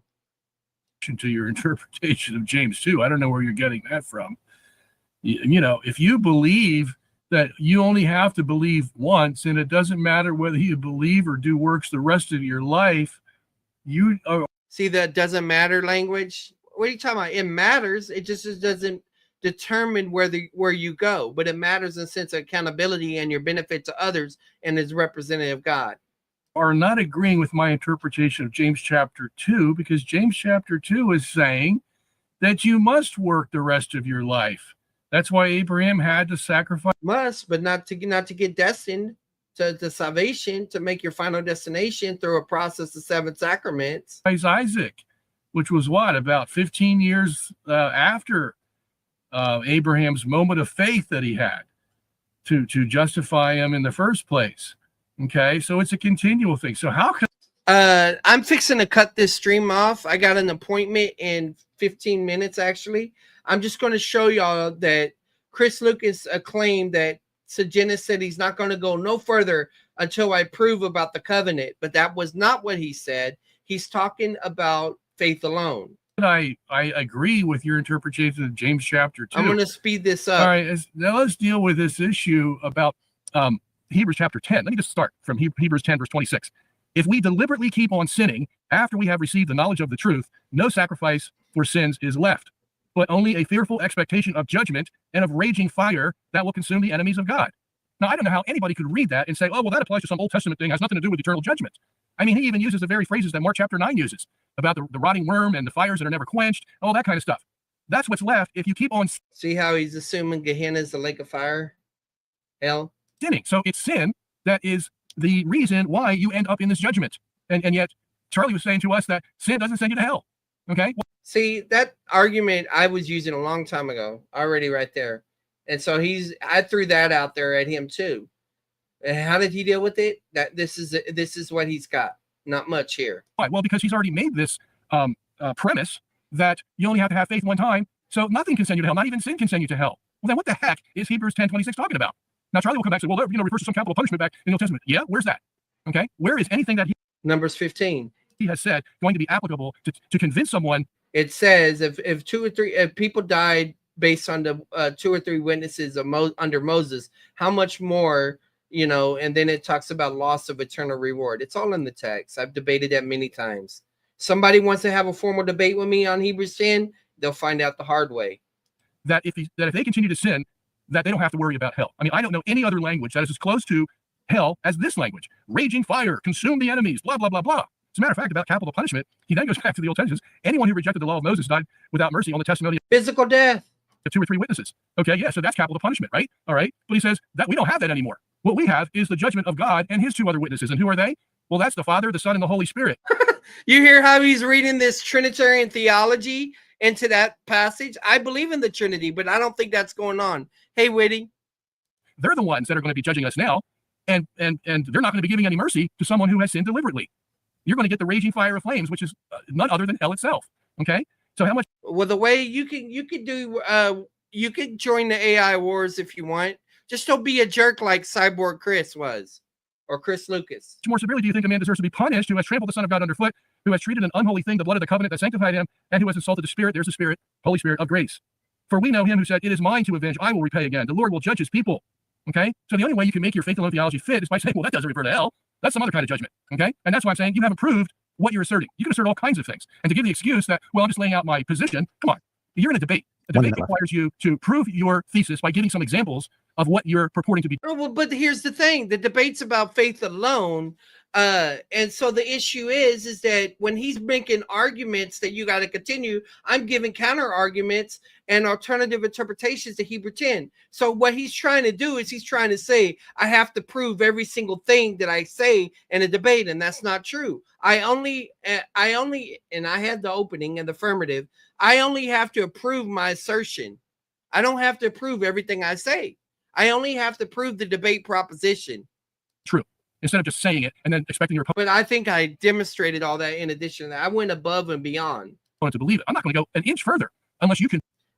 I'm not going to go an inch further. This is what Chris Lucas misrecalls, however you want to say it. I'm not going to go an inch further unless Prove to you me can that you only have to believe once, and that's it prove to me that you only have to believe once, for the rest of your life. That is an and absurd. that's it for the rest of your life, and that's absurd. Now, I'm going to show you in my final words where Chris Lucas is claiming that that's the covenant. And it's not. That's an issue about faith alone. That's not an issue about covenant. He's just trying to bring up these big wig names to try to say, oh, well, they're on my side. Give me a second. I got to go right after this. I hope I can find it fast enough.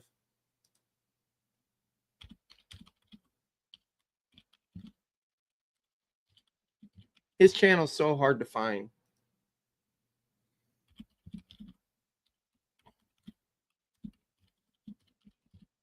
Hey, Kevin, I see you down there. You're showing up in the algorithm. All right.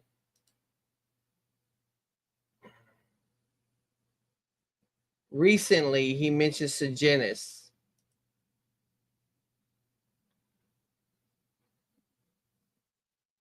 Hopefully, I can find it in time. I got like 11 minutes left to spare, and I got to roll. Come on, Slowpoke. It's not into that one. All right. So,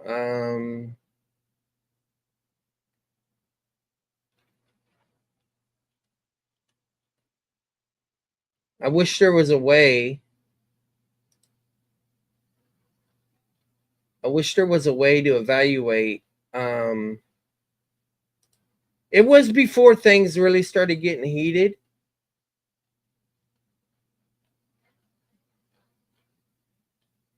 That's not it.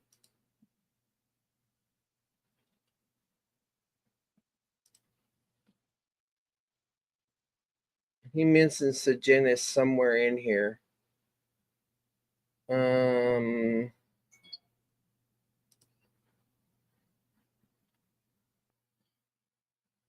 right.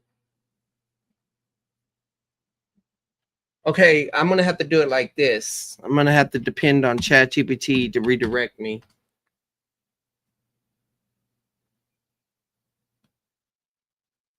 All right, so let me see here. Ultimate Chat. Where did Chris Lucas quote Sejanus or claim he said something?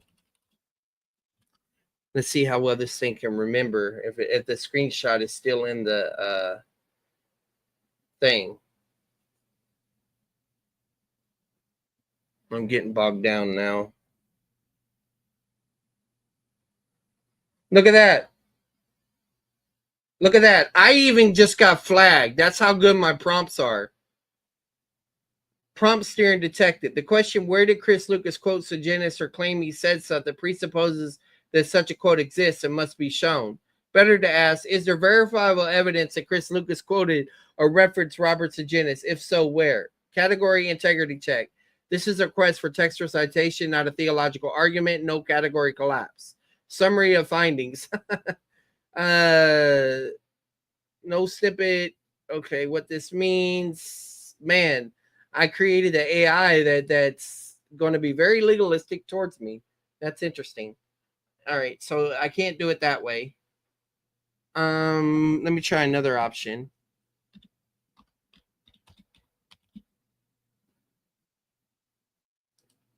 Lucas, see that?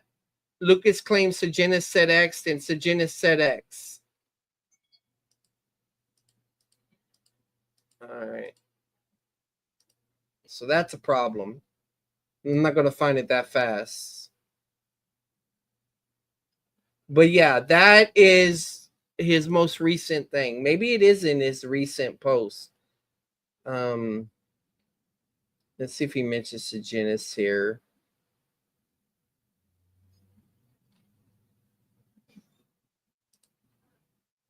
I'm fixing to land this plane, guys.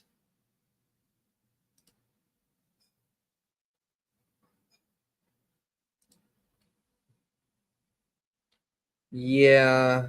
Dang it. I don't know where he said it. But y'all keep your eye out for that. Y'all can go look at the AI wars, the history of it. Like I said, it started around at the end of September and went through at least into October 22 or something like that. And you can evaluate it. And if you want to go back and see before the debate, you can go back months earlier. But yeah, all right. I think I at least showed y'all that Sejanus is saying I'm not going to go further unless you prove faith alone has eternal results. It wasn't about the covenant, okay? Chris Lucas is either misremembering or there's more malicious things going on. I gotta go, guys. It's good to be back in the swing of things. I got to do behind the scenes studying with my friend and Josh. So God bless. Check out more content, old stuff and new stuff. It's all good.